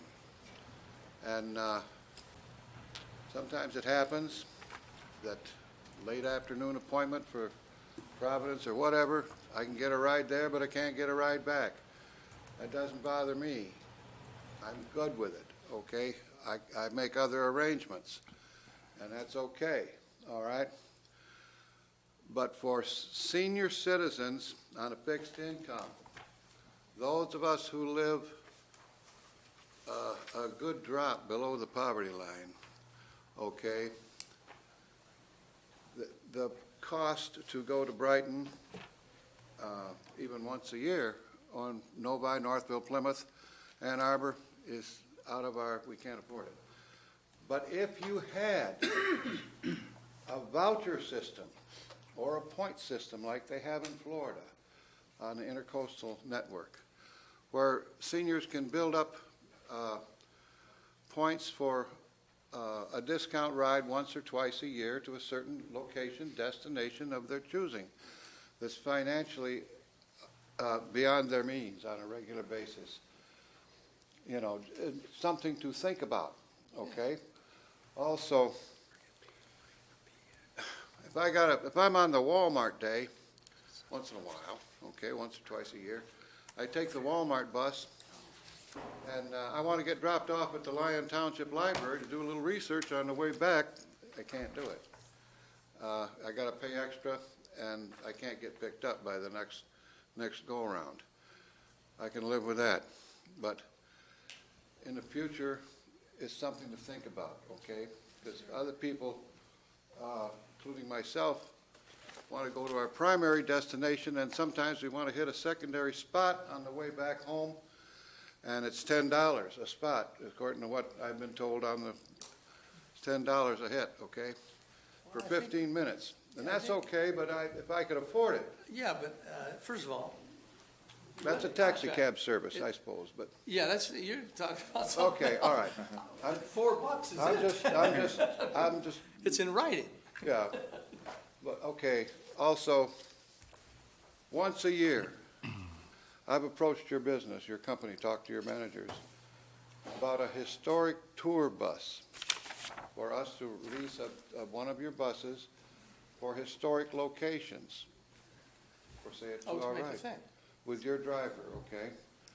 I didn't go anywhere, it didn't go anyplace. Well, if you have a CDL, I got the bus. Yeah. Well, personally, I don't have a CDL. I've tutored people to get one, but anyway, I'm just letting everybody know. I don't know where the lady is, but if, I'll do the challenge the last lady did. If you can come up with a driver with a CDL, my insurance will insure them. Yeah. You got the bus. I appreciate your service greatly, but I'm just letting you know and council know there are some little glitches that we might look at for possibilities. Thanks, Carl. Thanks, Carl. Is there anybody else? I said it, didn't I? I'm Judy Keeling, 62180-5, Arlington Circle, Colonial Acres. So the one thing I wanted to ask you, your buses are handicap accessible, correct? Yes, oh yeah. And that's why Uber or none of the other places can help us. We need the accessibility, especially if you're in a wheelchair, walker. So that's an important factor of People Express. Yep. Thank you. Cost, Thank you. cost as well. I mean, they're substantially more expensive. That's, yeah. Thank you. Thank you so much. You do a lot for the community, so thank you.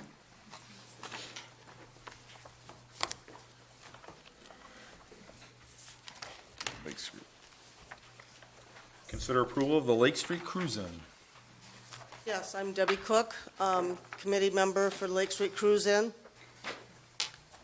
I'm the husband. Do what you're told. He's also a committee member. We're here seeking approval for the 2017 Lake Street Cruise-Ins. You guys have a package in front of you which shows insurance and all the requirements for approval, so that's what we're here for. I'd like to say how much this thing has grown since it started, and you were still the husband then, so. Yeah. Yeah, it has grown, and I put a letter in there kind of explaining, this is our 6th year, and it's just going by leaps and bounds, and now with the Cultural Art Commission, we're doing this art car and art on the lawn of the church, and one of our committee members happens to be in the church, so that was an easy thing to do. And of course, we got the green space from them when we expanded, so it's taken on a life of its own. I still look forward to this every single month it's running. This is always a great event. Yeah, and if I could extend an invitation to all you folks, the kickoff party we have on this coming Wednesday at the tavern between 6 and 8.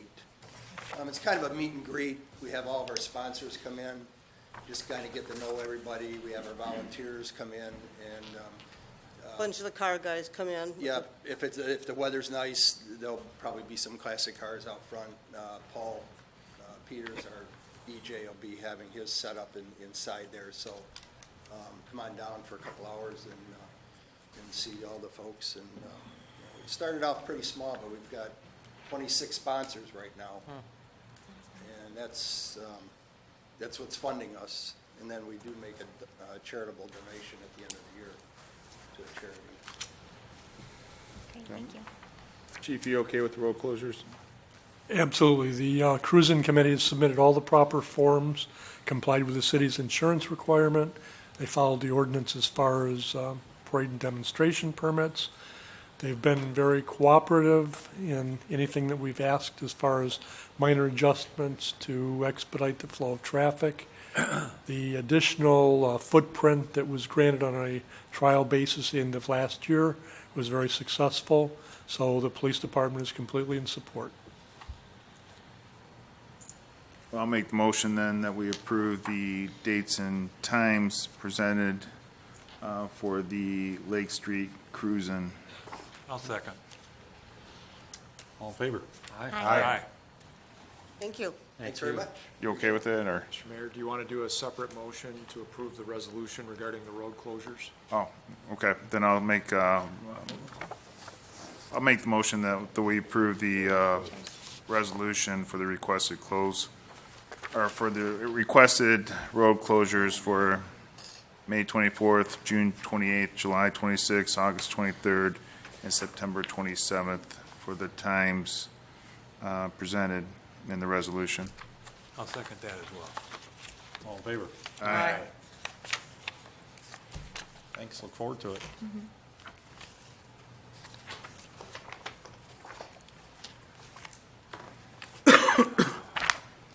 Okay, consider the documents related to the city manager performance review for October 2017.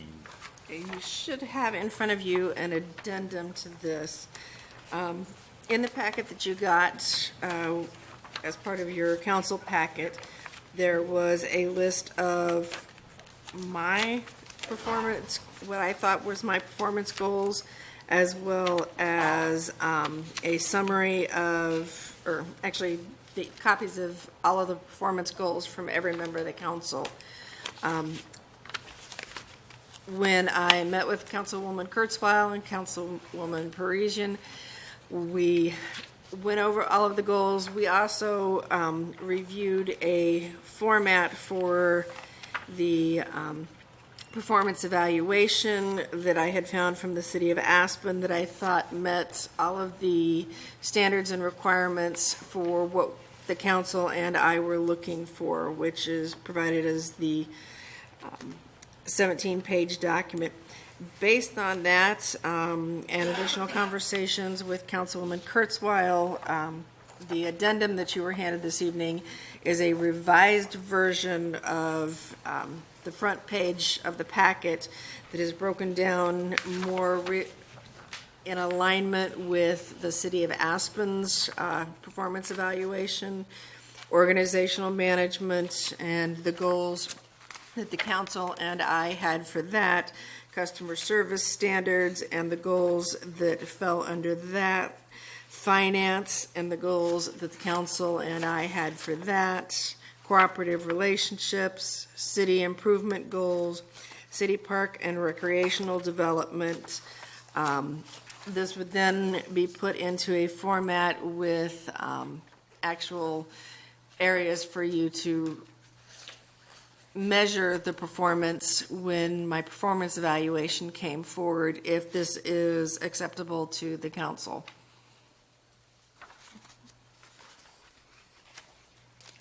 Yeah, I'd like to start off the discussion on this. I had a great conversation with Lynn, and it was extremely productive, because it was an opportunity to talk about goal setting, talk about, vision, and I found it to be a very good meeting.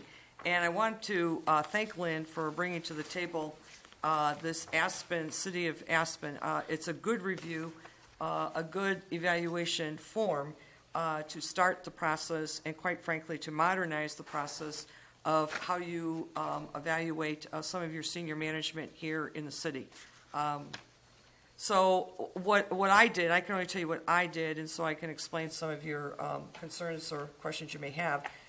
Council was asked to submit particular goals that they would like, and I think each council member should submit, one or two goals that they would like. And then what happened is I looked at them, met with Lynn, and Lynn met with the other council person, and what I did is went through the goals that the council members had submitted and looked at them and said, is this really a goal for Lynn or is this a goal for somebody else? And not to get into specific council people, but, some of the items were, to fix sidewalks. Well, that's not really a goal for the manager because that's really a goal that is dependent on the budget. So that goal did not get put in. It got put in, but it said it's contingent upon budget approval. Another goal that a council member had wanted to have a much more conservative approach to the general fund. Well, that's not necessarily a goal of the manager. That is a policy goal of council.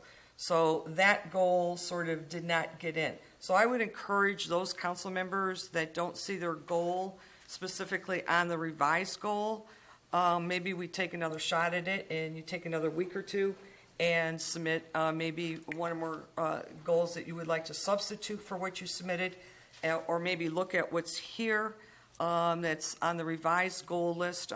I think it's pretty good and addresses the various areas that you would want to professionally assess and evaluate your manager.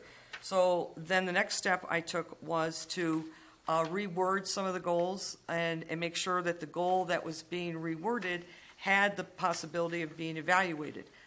Because one of the things you don't want to do is to have this subjective stuff in there, get along with people. Well, how are you going to judge that? And it's not fair to her, to have subjective criteria, so work off of objective things that you can actually evaluate. So that's why there was some adjustment with some of the goal setting. Additionally, the goals were organized to fit the evaluation form that Lynn has presented. So that's a little bit of the background with respect to the goals. I think, council people had, certain issues that were important to them. And so if your goal is not on this revised goal and you have an issue, I'll explain to you why it's not there, or submit a different goal and we'll get it on here. But I think this is probably going to be the format. Stay with organizational management, stay with customer service standards, stay with finance, cooperative relationships, city improvement goals, city park and recreational development. I think you'll see that the goal setting in here pretty much reflect our vision session that we had a year ago. And I think that's important that those goals still continue to stay with us a little bit. And clearly, a new category is being added in, and that's finance. So that's kind of where we stand at this point with respect to goal setting. And additionally, what I did was I included some performance goals that Lynn has already done. And the reason for that was because her evaluation was last October. So clearly, it is not fair that she should have to work off of performance goals on only half a year. So there are goals that have been included in this revised goal setting that she has already accomplished, because it's only fair that she be given credit for those things that she has already worked hard on in October, November, December, January, February, and March. This is not meant, my understanding is this was not meant to be a 6-month review. This was supposed to be a yearly review. So be fair and give her credit for those things that she has already done and accomplished according to some sort of direction council gave last year. So that's just sort of the start of the discussion. So I was the other council person that actually met with Lynn and discussed the various goals that council members had brought forth, and a lot of the goals overlapped. It seems as though we are on the same page with grants and volunteer park, budget issues. A lot of the goals did overlap. There were a few outliers, but I think those goals are personal, and those are ones that should also be addressed, and that's why the discussion is open. there was also a few goals that were mentioned, but there was no follow-up. There was no, for example, there was a few council members who wished to see attorney fees decrease, but there was no proposal as to how that would happen. So I think, again, the discussion would be healthy and helpful. That's not particularly on the list of vitals, simply because that would fall under finance and budget. But again, I thought our discussion was fantastic, although I am a little disappointed that as a committee, we didn't meet the three of us. It was a one-on-one interaction with Lynn. You want me to answer that? Go ahead. Or do you want me to You wait already till? had your turn. Okay. I was disappointed too. I thought that this was, that the objective had been that the three of you were going to meet and try to form some kind of a consensus based on what was provided by everybody on council. So the idea that it's essentially vying for one against the other kind of a thing, that just seems bizarre. It seems typical with Maggie, but it doesn't seem like that was the objective of what we were hoping to do. That's not what I signed up for either. I thought I sent my information to Lynn, letting her know days and times, let me know whatever works best for both the two of you. So I wasn't expecting it to be one-on-one. I have no problem with it being one-on-one. Again, it was very productive, but the point of a committee is to work together. So that's why I was just a little thrown. But again, no issue with it, but just throwing that out there for public knowledge. People that have trouble playing with other So- people. Mike? I did present some goals. The one goal that was mentioned that was not included was on the budget. Quite frankly, we met last week for a budget meeting.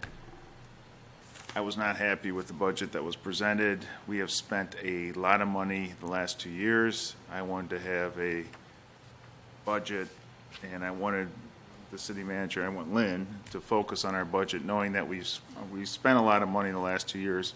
I would like to see a return on our investment.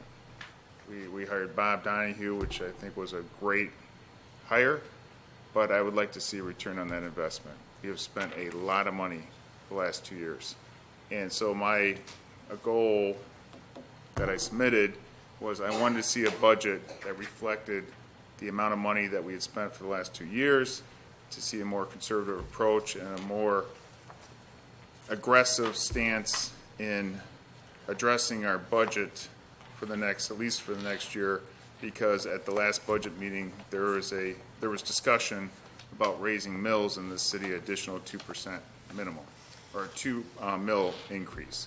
And before I even consider voting for that, I want to make sure that the budget that is presented to us is a budget that provides necessary services for our residents, but isn't a wish list for things that we'd like to see in the future that we could plan for, but I don't want to see that happening now in a situation where we have spent a lot of money from our general fund. So that was my approach. Unfortunately, it was not included.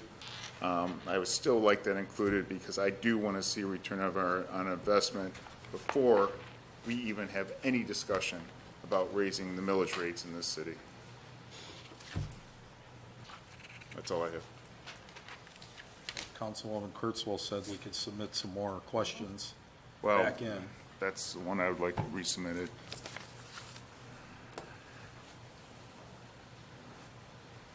Other than that, I commend what was done. I think it is pretty comprehensive as far as the revised goals. I do have, like I said, an issue with any goals not involving our budget. Thanks.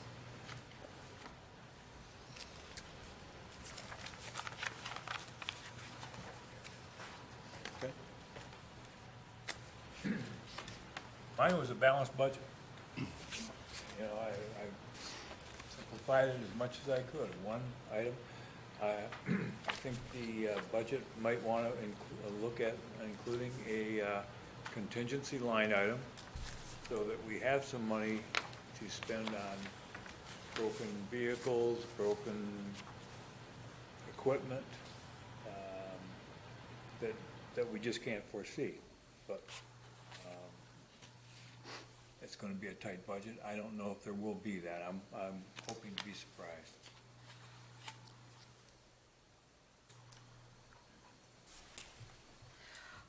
That's the issue, Harvey, is why is that a goal of Lynn's? Let's just civilly debate. the budget, city council, and I'll get to that in an issue that I asked to put on the agenda.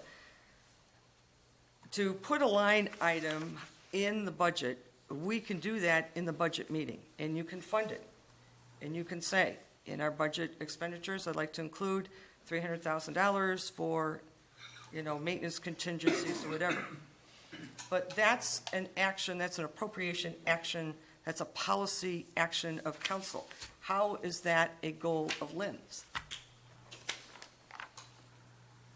I put it in as a suggestion. Not a policy goal. It was a suggestion to a balanced budget that would facilitate using money for the emergencies rather than having to go to budget amendments and all the other. It was a suggestion. It doesn't have to be a big deal to you. But it's a good suggestion. Well, But amazing. it's a good suggestion, but why is that a goal of Lynn's? I didn't put it as a goal. If you read my email, it said a balanced budget. Okay. Period. So I just want to make sure. I can explain how it is a goal, because city council establishes policy. We're the ones that establish what the end game is that we want to achieve. The application of finding the answers of how we accomplish that is exactly the duty of the city manager. So, yes, it most certainly is. We establish policy, we establish where we want to land, and she's the one that determines the path to determine how we get there. We have but that's okay, I'll get to that in my other discussion. I'm sorry, Meg, go ahead. No, so I would just suggest that if people want, they can take a look at this, and if you have any more goals specific to Lynn, what does Lynn do? Outside policy setting for council, get it to Lynn, and we'll fit it in one of these outlines and be ready to go. But her time is ticking, and you'd like to see her, there's a lot of new things on here, so you kind of like to see her have an opportunity to do well on her evaluation, which I'm sure she will. So we should get those questions to her this week. Right. The issue I'm having is that we send what we would like to see, but, no offense, Maggie, but you're the one deciding if it's going to be included.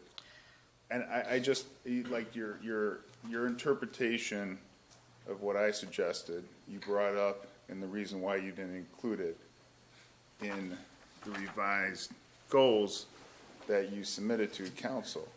And I don't know if I make a recommendation for a goal, it's open to debate whether or not my interpretation of what I'd like to see is going to be included on the manager's review.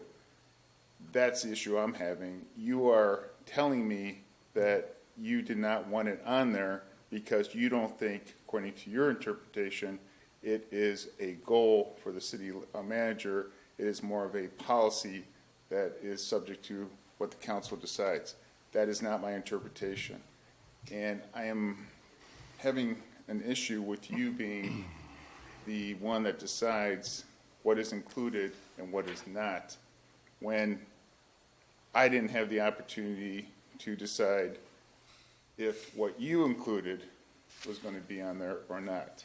And that's the issue I'm having, because quite frankly, it was something that I thought should be included as one of Lynn's goals. But now I'm being told that it's not going to be included, so if I want to resubmit something else, go back to the drawing board and resubmit it. I don't know if that's what the function of this committee was to do. Okay, well, okay, go on. No, that's why I'm getting a little offended that you are making the decision what's going to be included or not. Well, that's the whole idea with the committee. You're supposed to have three people here that are supposed to be making that decision, and Well, it's recommendations, number one, and number All two. it is recommendations. Right, number two, they ask for what we would like to see on it, but then the committee is deciding what is going to be included or not, without us having the opportunity to decide what members of the committee wanted on it, as opposed to what they, what they submitted and what was included. Apparently, the committee never even met. No, it was a one-man team, commandeered. Well, that's my issue. I mean, so the concept was a great concept to try to include areas that the council wanted to see addressed, but then it appears that certain areas that some council members wanted to see addressed are not being included. Who came up with this front page? I did. You did? Okay. That's all I'm saying. I just, Response. Some of the goals that were presented were not goals for Lynn. They were goals for city council. And that is addressed in the statute that I will be discussing after this. So I was honest and I came out and I said, some goals were included, some were not. Here's why. Because an isolation had to be done with making sure that the goal that goes on here is a goal that is specific to Lynn and not contingent upon what council does. I mean, you're evaluating her performance. So when it dealt with the budget, you'd like to see a more conservative approach with general funds for the next year. right, I would like Well, to see. that is, Lynn has never come to council except with an amendment to the budget of which council has approved. So if there has not been a conservative approach to the general funds, then maybe council needs to look at what it's amending and what it's approving. Because Lynn does not have appropriation authority under the statute. So if you want a conservative approach to the general fund, talk to your council members. Because we're the ones that are approving the amendments to the budget, not her. She's coming to you and saying, I got a problem and I need an amendment to the budget, like what we're going to talk about tonight. That's got nothing to do with her. That is a council decision. And that's why it was moved out and put in the discussion on the budget. Now, if you want to put it back in, fine. But what are you going to do? Are you going to nick her in October because she came to you 5 times to amend the budget because there were some emergencies that came up? Why is that her fault? The issue I have is that we were presented with a budget last week that I didn't think a lot of time or effort was spent into reviewing the expenditures that were requested in order to justify a 2 mil or 2.8 millage increase to the residents of this city. And I'm at to the point now, and it's not about budget amendments, it's about looking hard and fast of the budget that's going to be presented and being able to confidently say to everybody on this council and look us all in the eye, these are the reasons why we need a 2.8 millage increase.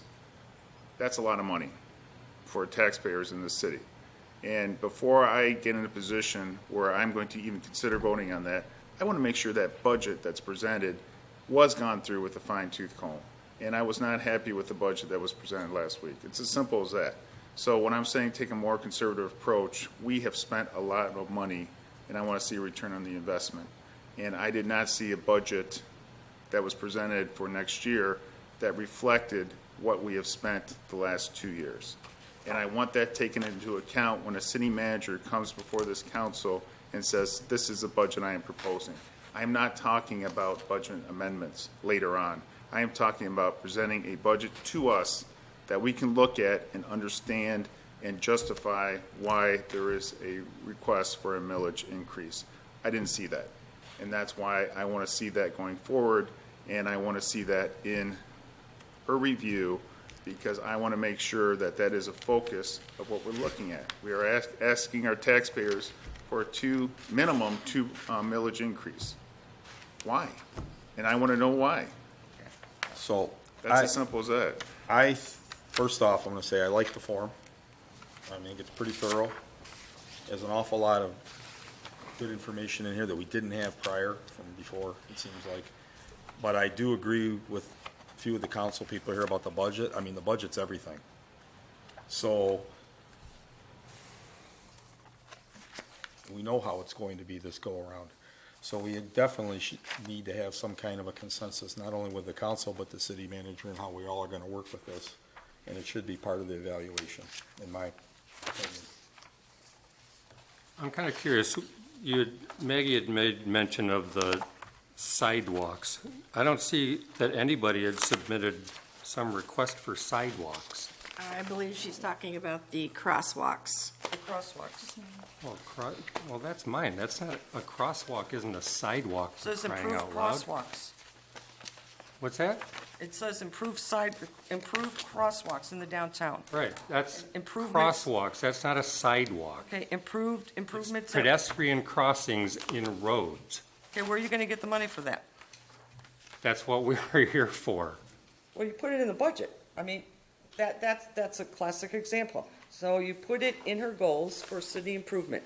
So here. No, we establish what the goal is. We establish what our objective is, and she determines a path to accomplish that. That's where you're wrong. Oh, no, that's Well, let's exactly don't the get into the story. argument here. Yeah. So why don't people just submit things to Lynn by Friday, and, maybe refining the budget or whatever, and we'll take another shot at it. I think I'd like this to is make really offensive that Maggie is the one running this meeting. I would like to make a request that the three of you meet. I will not meet with Mary. Well, I was then- accused. So you shouldn't have been All right, on the so board, listen, or so on the, listen. Hold on a second, guys. on the committee, Hold on a geez. second, everybody. If you're not gonna meet together, I want equal clout between the two people that are on that committee and have equal weight. And well, obviously just get tonight it's a people that little can bit work together, one-sided. Jen. Good heavens. You know what, it's fine, I'm gonna go I've already- ahead. We directed them. Oh, I'm sorry. What was that? We directed them to meet. Are they not gonna meet? What do you guys want? No, it's okay, I'm gonna throw out a People that can suggestion. work together. Let me throw out a suggestion. I will step back and have someone else step forward. That's fine. If it's for the sake of council that we're gonna be a little petty here and we're gonna not play fair or play nicely in the sandbox together, that's totally fine. I will step back and let another council person step forward who's willing to work with Maggie or who Maggie is willing to work Oh, with. that's okay, Mary. So I'm okay with that. No, That is that's- completely no, fine. that's okay. You can bribe somebody else. I'm not gonna participate. Secondly, I did want to throw out there, I do think it's a matter of perspective, simply because we have a very city manager-based government. This isn't like Dearborn where the mayor runs the show. No disrespect there. But it is a very city manager-based government. So a lot of what we expect out of Lynn is focusing on the budget and focusing on communicating with department heads and just being the liaison there. So I disagree respectfully with Maggie that I think budget issues should be brought forward, and I think it should be a goal of Lynn because it's something that's important to us as a council, and being as she's running the city in a sense, since that's the form of government that we have, this should be a concern, a priority for Lynn. Budget should be a concern and priority for Lynn. That's just my perspective, and I'm just one of 7, but that's how I feel about it. And again, if it's up to council, if you guys want me to step back, I have no problem stepping back.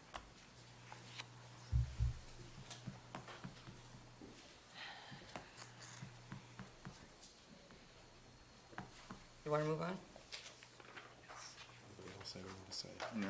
No, that's fine, we can move on. Yeah, move on. Get any extra questions to Lynn by Friday? Sure.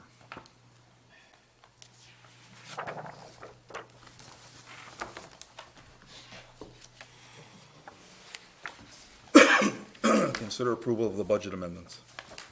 I apologize for not getting these to you before this evening. I was having some difficulties understanding the way Lori had provided me the information.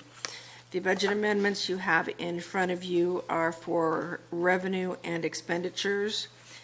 An increase in revenues in the police line item of the general fund to $50,000 from its current amount, which is $40,000.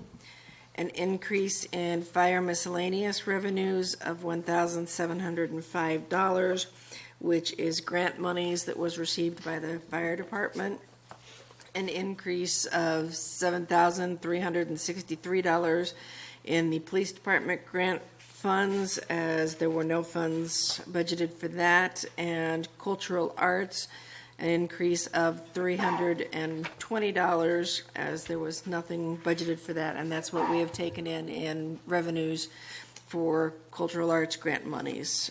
I do know we're expecting additional, but we've only received a check for $302, at least according to Lori. Yes. Right, but we've only gotten $302. Lori is working with the state, trying to figure out what's going on. She's working with them. That's the wrong amount on the check. Okay, No, I can't make communication, okay. like, almost remember, it's like 1,800 something. Okay. Should be the check, not 300. So, Are you sure it's from MCACA? she just said grant monies, cultural arts. Because I haven't seen the check yet. Yeah, this was a check we received several months ago. That, you know what that is? Oh, that's the last part of the humanities grant. Yeah. Okay. So, amendments to expenditures in the general fund, professional services, amended to 151,000 from, from 101,000. Amend contractual services in the general fund to 96,760. That is from 91,760.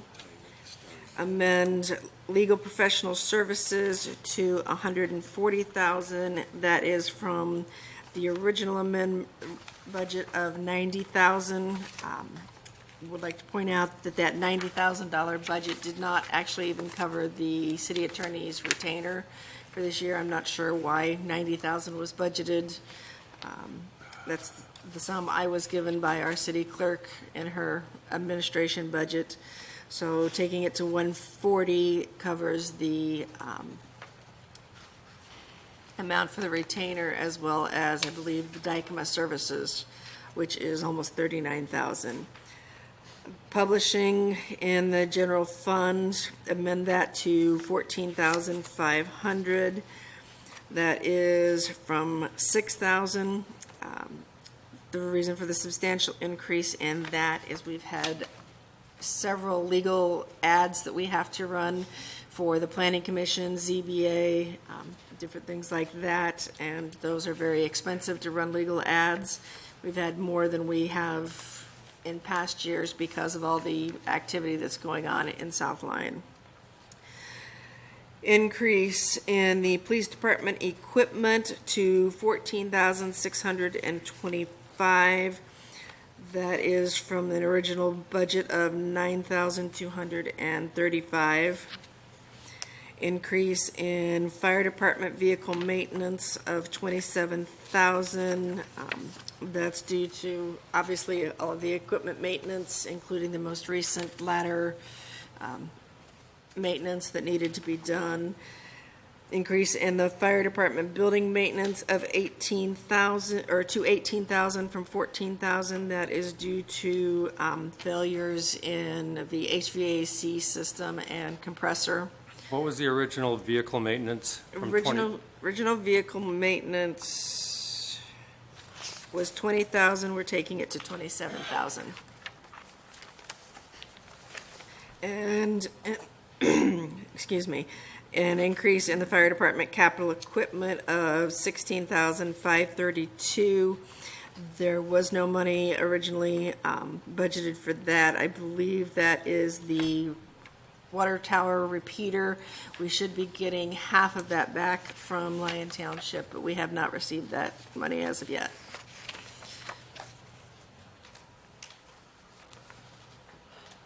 So roughly, you have about, I'm just going to round off. Roughly, you have about an amendment to the budget of revenues of about $59,000 coming in as revenue, and you have roughly expenditures of 478. about 477, 478. Correct. So your expenditures are exceeding your revenues. So where is the money coming from, like I have been saying for the past year? Where is the money coming from to pay for this? Where's it coming from? General fund. Okay.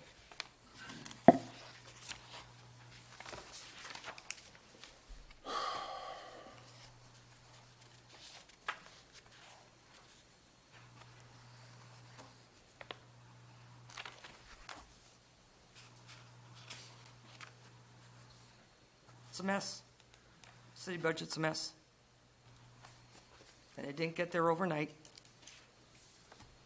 And it didn't get there because the city manager didn't tax when taxes needed to go up. Didn't happen with the last city manager. It's been going on for 8 to 15 years. I've looked at this budget, I've analyzed it for over a year. This is a policy failure. That's what it is. To ask Lynn to go into that budget and make cuts, you can ask her to cut the police department, that's a policy decision. What kind of police department do we want to have? You want her to cut fire? That's a policy decision. I want her to talk to the department heads and sit down and figure out what is needed, what is necessary, and what is a wish list. That's all I'm asking. Because right now, I don't have that confidence that was done. That has been done with all but Chief Kennedy, who provided me an email revision of the budget over the weekend. Sure, when was it done? Today. When was our budget meeting? Our budget meeting was last Wednesday. Okay, was it done before the budget meeting? No. Okay.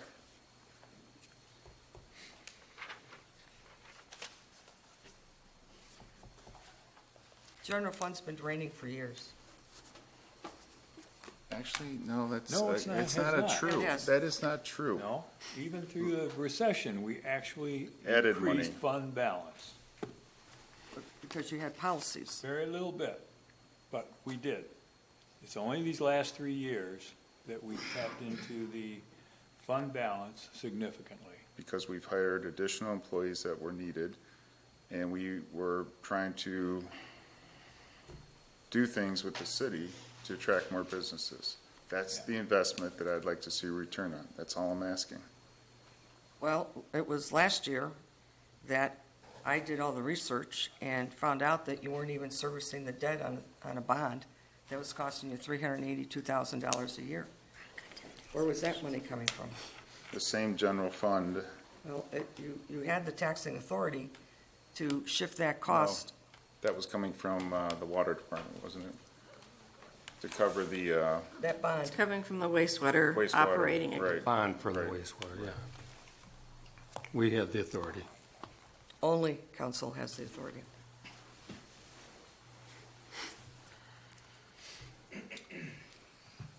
So the issue is, do we have to,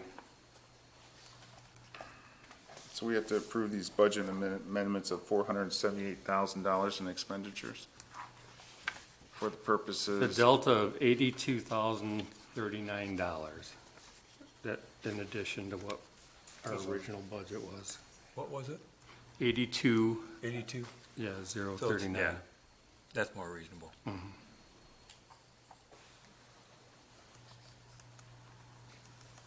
Well. What was the 82? I'm sorry. 82039. That's over That's the the ori- delta that's from the what we difference. were at That's a and what it difference. is now. Okay.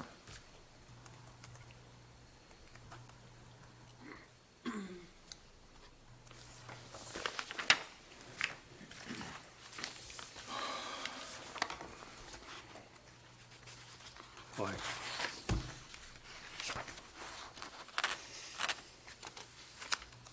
So how quickly will you be able to modify all the spreadsheets to get this squared up?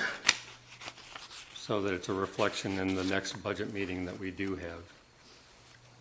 Tomorrow.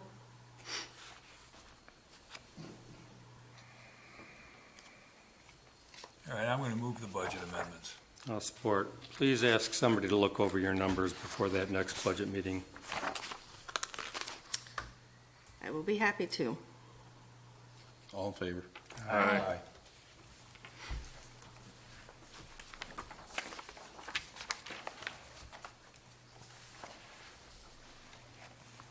Discussion of the Uniform Budgeting and Accounting Act. Yeah, I put this on the agenda, and there is a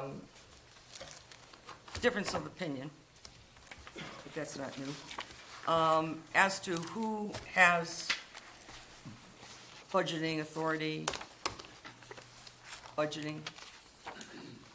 And I took some time and talked to some industry leaders, and they pointed my nose to the Uniform Budgeting and Accounting Act, which I've been looking at for about a year.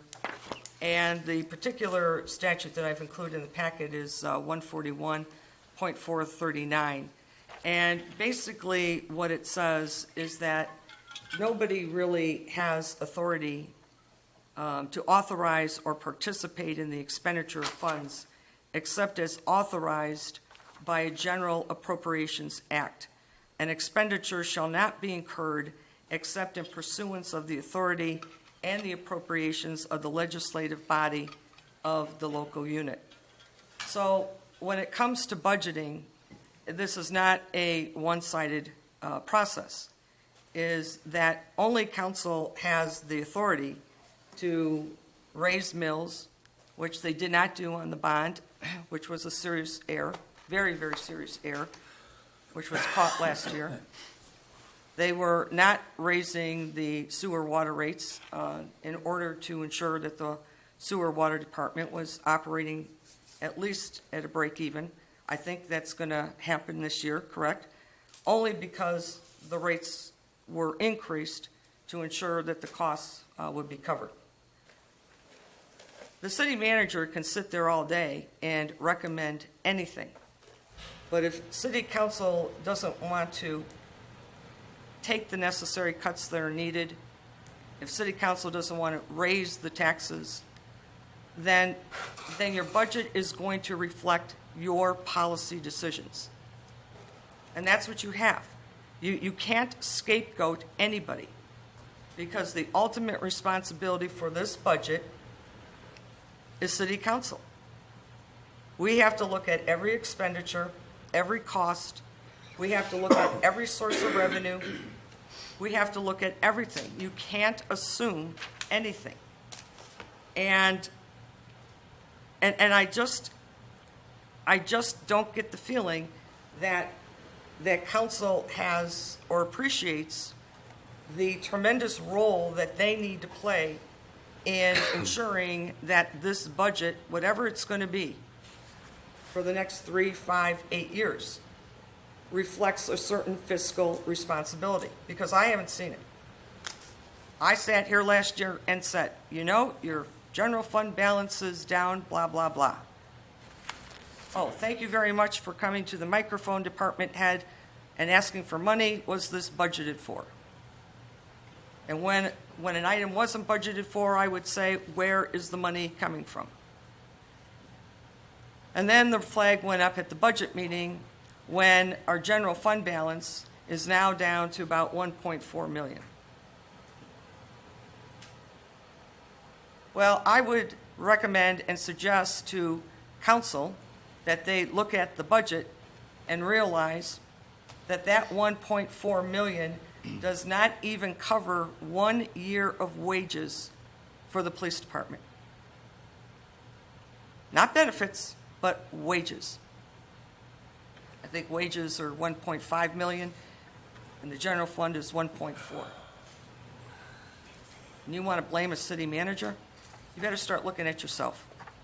This statutory requirement gives only city council the authority to expend money, to appropriate money, to tax, to do anything. So that's my soapbox for tonight. You can kick the can down the road, but the problem is you're at a dead end tonight. And at the end of that dead end, is a mountain that's going to be pretty hard to climb. You have unfunded MERS, which I've talked about in this meeting, approaching over $5 million. And I'm going to be quite frank with you. I spoke with a specialist today, and I don't even know if, and I do this work because I work with distressed companies, and that's what you're in distress right now. I don't know if I even have the confidence to move forward to solve all these problems. You might want to think about bringing in someone with some specialized skills, because this is quite serious. And you got to understand economics. because you're barely in a good recovery right now. GDP is still running at about 2%. You do not have a tax rollback on the federal side. May not get it this year, maybe you will. But the business cycle is what it is. It goes up and down. You better hope in the next 3 years, 5 years, we do not have a serious downturn in this economy, because you do not have the financial strength to get through it. Not at this budget level.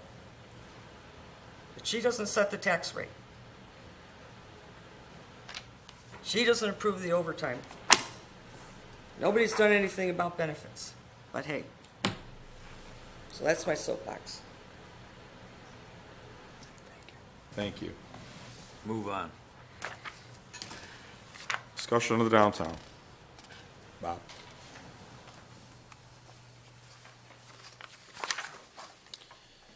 Just a few items, the report, just a couple highlights, a couple additional items. There's Saturday, this coming April 29th. 3 businesses are partnering to have an event called a Vintage Garden Party. That's the Lemon Tree, 127 Lafayette, North Lafayette. Tracy Hill Photography on North Lafayette, and Coral Sash on North Lafayette. Again, Saturday from 10 to 5. I just wanted to add in the discussion, the car show and the car art show, that those are tremendous tools for business recruitment, quality events like that. And businesses remark that those types of events of that quality help us recruit more businesses. To go along with the Facade grant program, now or in the future, we're assembling a list of state and nationally recognized historic buildings. Something that I think we need. A couple councilmen, council persons have asked me. So if the funds are geared to historic buildings, what are the historic buildings? So we're going to answer that with a definitive list. The sushi bar and the Mediterranean carryout both still must provide basic information to the building department. This is not the city holding them up, they're holding themselves up. Just to make that clear. And we would hope that those 2 new businesses can open soon, once they submit the proper information to the city and to the county health department. Lastly, we've got a ribbon cutting event, which is scheduled for Tuesday, May 23rd, for 6 downtown businesses. It's going to be a media event. It'll take place downtown over about an hour and a half between 10 a.m. and 11:30 a.m. on May 23rd. M's, Furniture and Gifts, Lemon Tree, Divine Yoga's expansion, Venue, the new women's clothing and gift, Exquisite Kitchen with their new location and expansion, and Nita Alexa, the salon. Plus 4 businesses outside of downtown, the 3 new pizza businesses, which are Domino's, Toromino's, and Mavericks Pizza to the south, and Salvation Army on the north. So pretty incredible group of 10 new businesses, and we've seen these be very successful in other communities. They attract a lot of media attention, and so we will have a media extravaganza over about a 2.5-hour period on Tuesday, May 23rd. We'll have local, county, state officials, as well as the media in attendance. That's all I have. I have a 10 question. businesses, that's just stellar. I mean, you know, we've sat idle for quite a long time. There'd be little moves in and out, but the 10 that have legs, that's really very cool. I'm confident that by the end of the summer, we'll have at least 4 to 6 additional new businesses, too. That's great. Well, I know you have all kinds of people that you're saying are vying for space that we can't provide at this stage. So, I mean, that's really attractive. I mean, that speaks volumes about people recognizing and seeing that this is a very interesting place to try to get into. The relationships with the building owners is being productive, because I'm not at liberty to mention who, but there are a couple significant properties that will be changing hands, and that will open up potential for restaurants, because we have actually 8 restaurants that want to be here. We're in a wonderful position that top quality restaurants want to be here. Exactly. They love our market information, but we do not have space currently. Right. So by hook or by crook, with an existing relocation or a new building, we're going to get them here. Great. And we're also getting housing interest, market rate condominium housing, and also some senior assisted in other outer areas of the community. And so it's an exciting time. But. Very good. I'm sorry. No, you're good. You're totally fine. Bob, what's the word with the farmer's market? Any updates? It'll be a 25-week versus a 26-week season. Okay. It's going to open a week later. The first week, Saturday, May 13th. It'll be open an hour earlier, so it'll now be from 8 a.m. until 2 p.m. Okay. And we're already exceeding the number of vendors, more food vendors, and Jeff Root, I would encourage you to meet him, stop by. I think the DDA board members in the committee have an excellent choice there. Excellent. My second question is kind of geared toward Bob. When do we start the movies in the park? Is that June? Okay. We Thanks. got 3 nights planned. Okay. Right off the top of my head, I don't know the exact dates, but we have them, we have the theater and the screen all reserved. Great. And our concerts in the park begin June 16th for 12 Friday nights in a row. So both start in June? Yes. Okay. Thanks. Thanks, Bob. Bob? Yes. I'm going to be bringing a developer in town, probably within the next month. So when he arrives, I'll give you a phone call. Great. Make sure give me a little lead time, so I'll be there, and we'll talk about sites. Great. Good. Oh, he just stepped out, sorry. Thank you. Thank you very much. You're welcome. You're doing a good job. Thank you.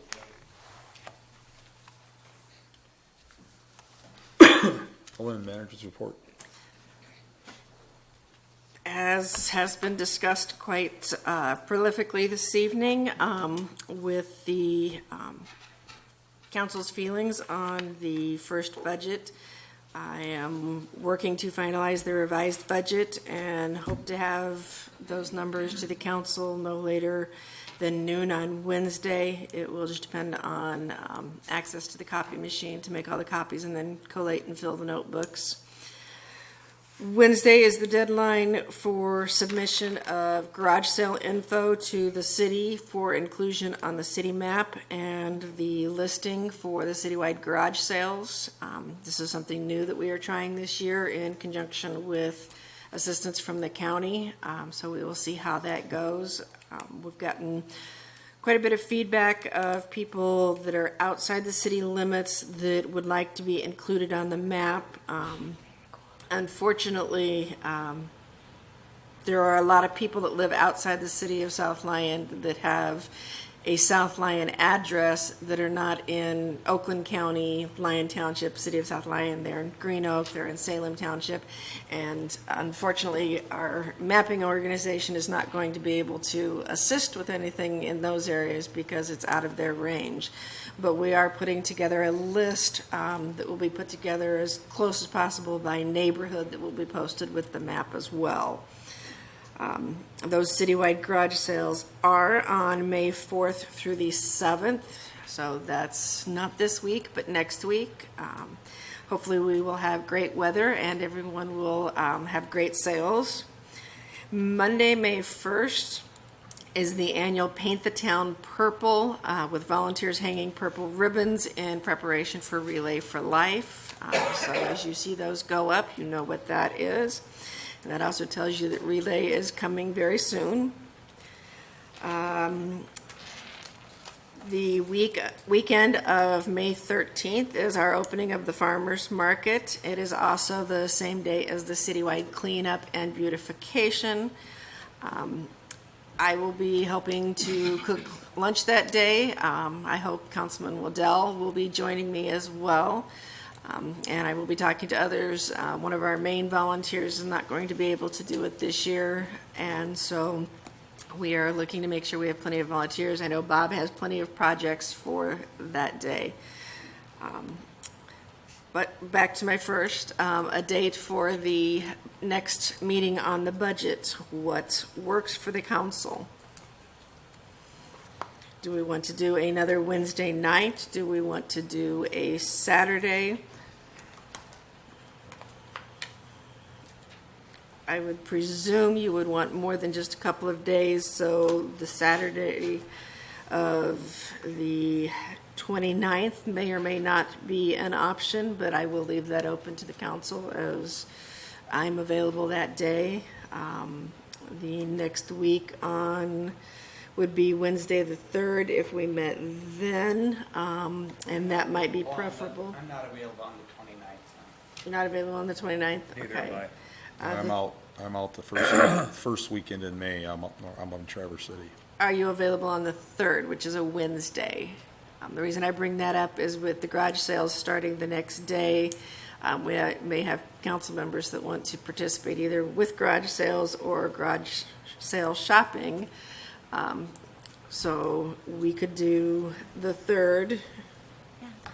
By the time we get out of there, I can do the garage 3rd. sales will be starting. Be on vacation all week. It's probably true. Okay, the police chief will not be available on the 3rd. Neither will I. I have a work application, sorry. Okay. What about the 10th? I'm good the 10th. 10th works. It's Wednesday? Yeah. That is That'd be the fine. SACMA meeting in Southfield. So that's, okay. So the 10th is fine, 6:30? What day of the week is that? The Wednesday. 10th? May 10th. Okay.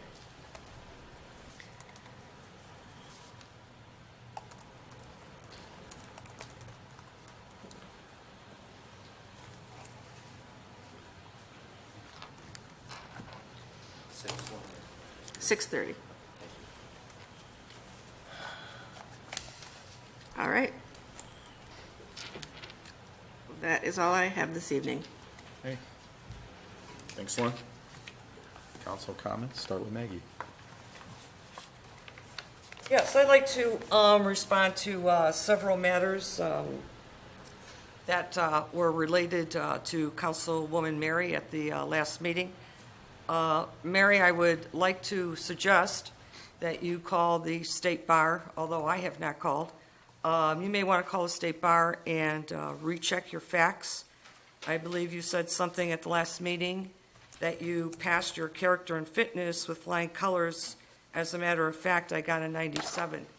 I don't believe that character and fitness has a numerical scoring to it. This was brought to my attention by several attorneys that you may have misled the public as to your character and fitness. You may have taken an exam in which you received a 97, but it is highly unlikely that it was character and fitness. Next, to date, I am unaware, and I have to believe council is probably unaware, that there are no facts that have been presented to you, Mary, or to any other person on this council, or any department head, that any public speaker that has come to the podium, whether it's been John Hogan, whether it's been Marilyn from the resale shop, whether it's been Ryan, whether it's been anybody who has come to that podium, has ever been paid to do so. I don't think any member of the public needs to be paid to come to a meeting and speak their mind and speak what they want to say to their local government. And to come out and assume that certain individuals are being paid by members on this council is offensive. Next, I would like to mention a couple of things. All types and kinds of people speak at these meetings.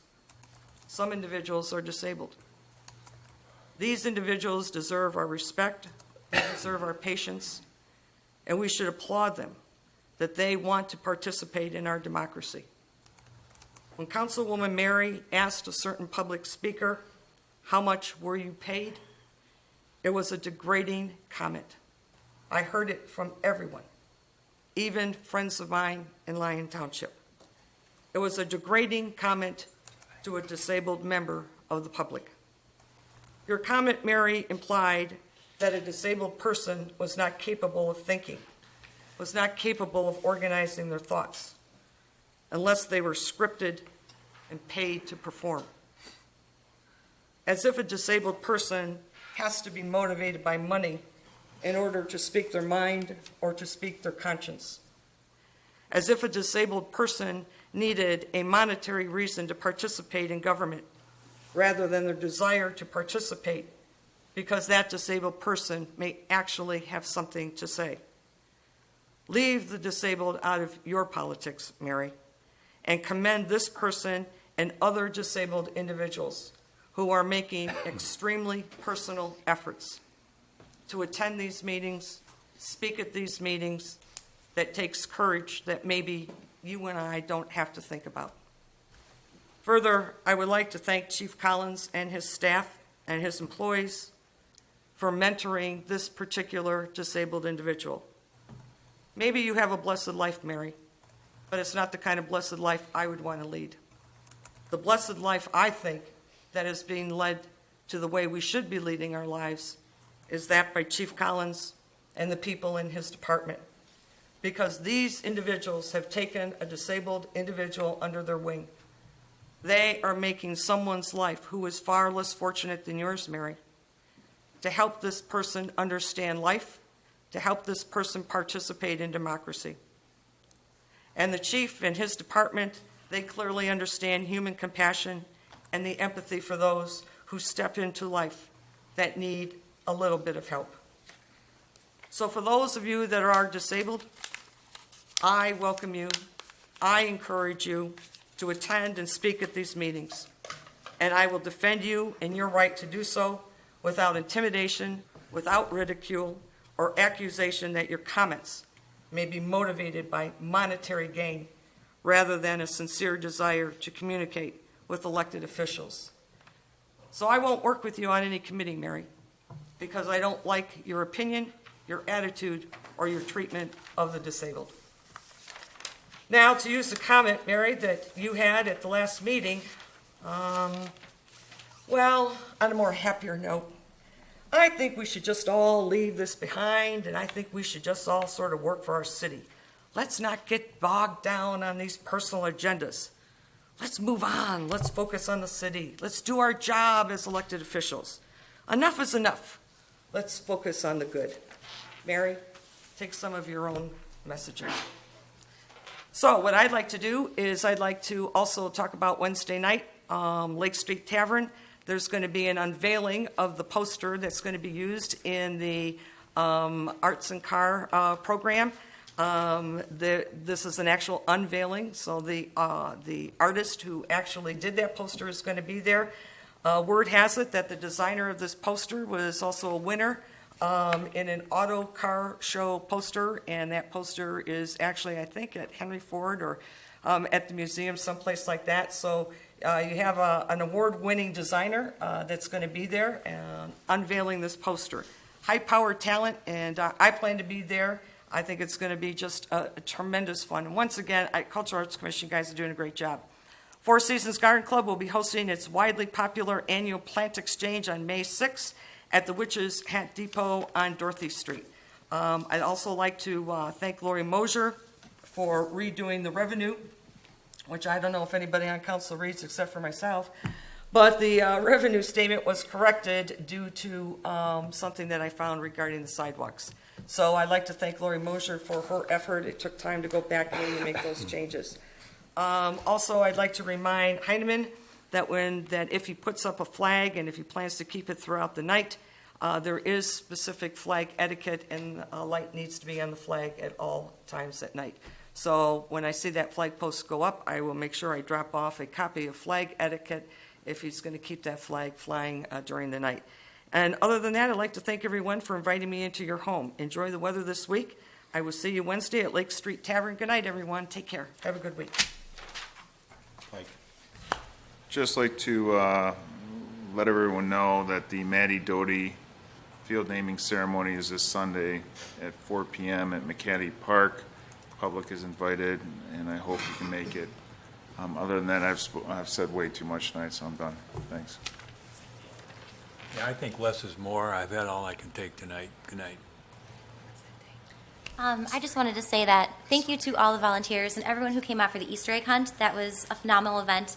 I personally went to just be there and help out. And I thought that the volunteers, they get there so early, they work hard, and it was just a magical event for the kids. So thank you to all those who came and enjoyed it and also volunteered. The Maddie Doty Field was also on my list to discuss as well. If you have a chance to go and show your support, wear yellow. Be there on Sunday, McCaddy Park at 4 o'clock. Also, there's a lot of fantastic events going on in the city that we should focus on. It's been my mantra now for months. The garden party, the garage sales, the farmers market coming up. There's so many things going on. We should focus on the positives. Get out and put yourself into South Lyon and be a part of the community. So thank you and have a great night. I look forward to us having a meeting where it's not just a contentious finger-pointing, endless digging and self-promotion. That's just, I've been doing this an awful long time, and it has never been the toxic environment that we have to endure right now.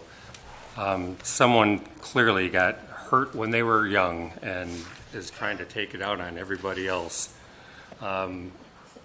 We have a wonderful community here. I mean, you see the evidence by what's taken place, but with all the businesses that have come here, all the businesses that are vying to get in here, we have great opportunities. We need to end up trying to focus more on what the positive end of this whole thing is and try to stop finding every little chink in the armor of every little misgiving that's taken place since pretty much since Maggie got on board here. So try to end up keeping an open mind that this won't go on forever.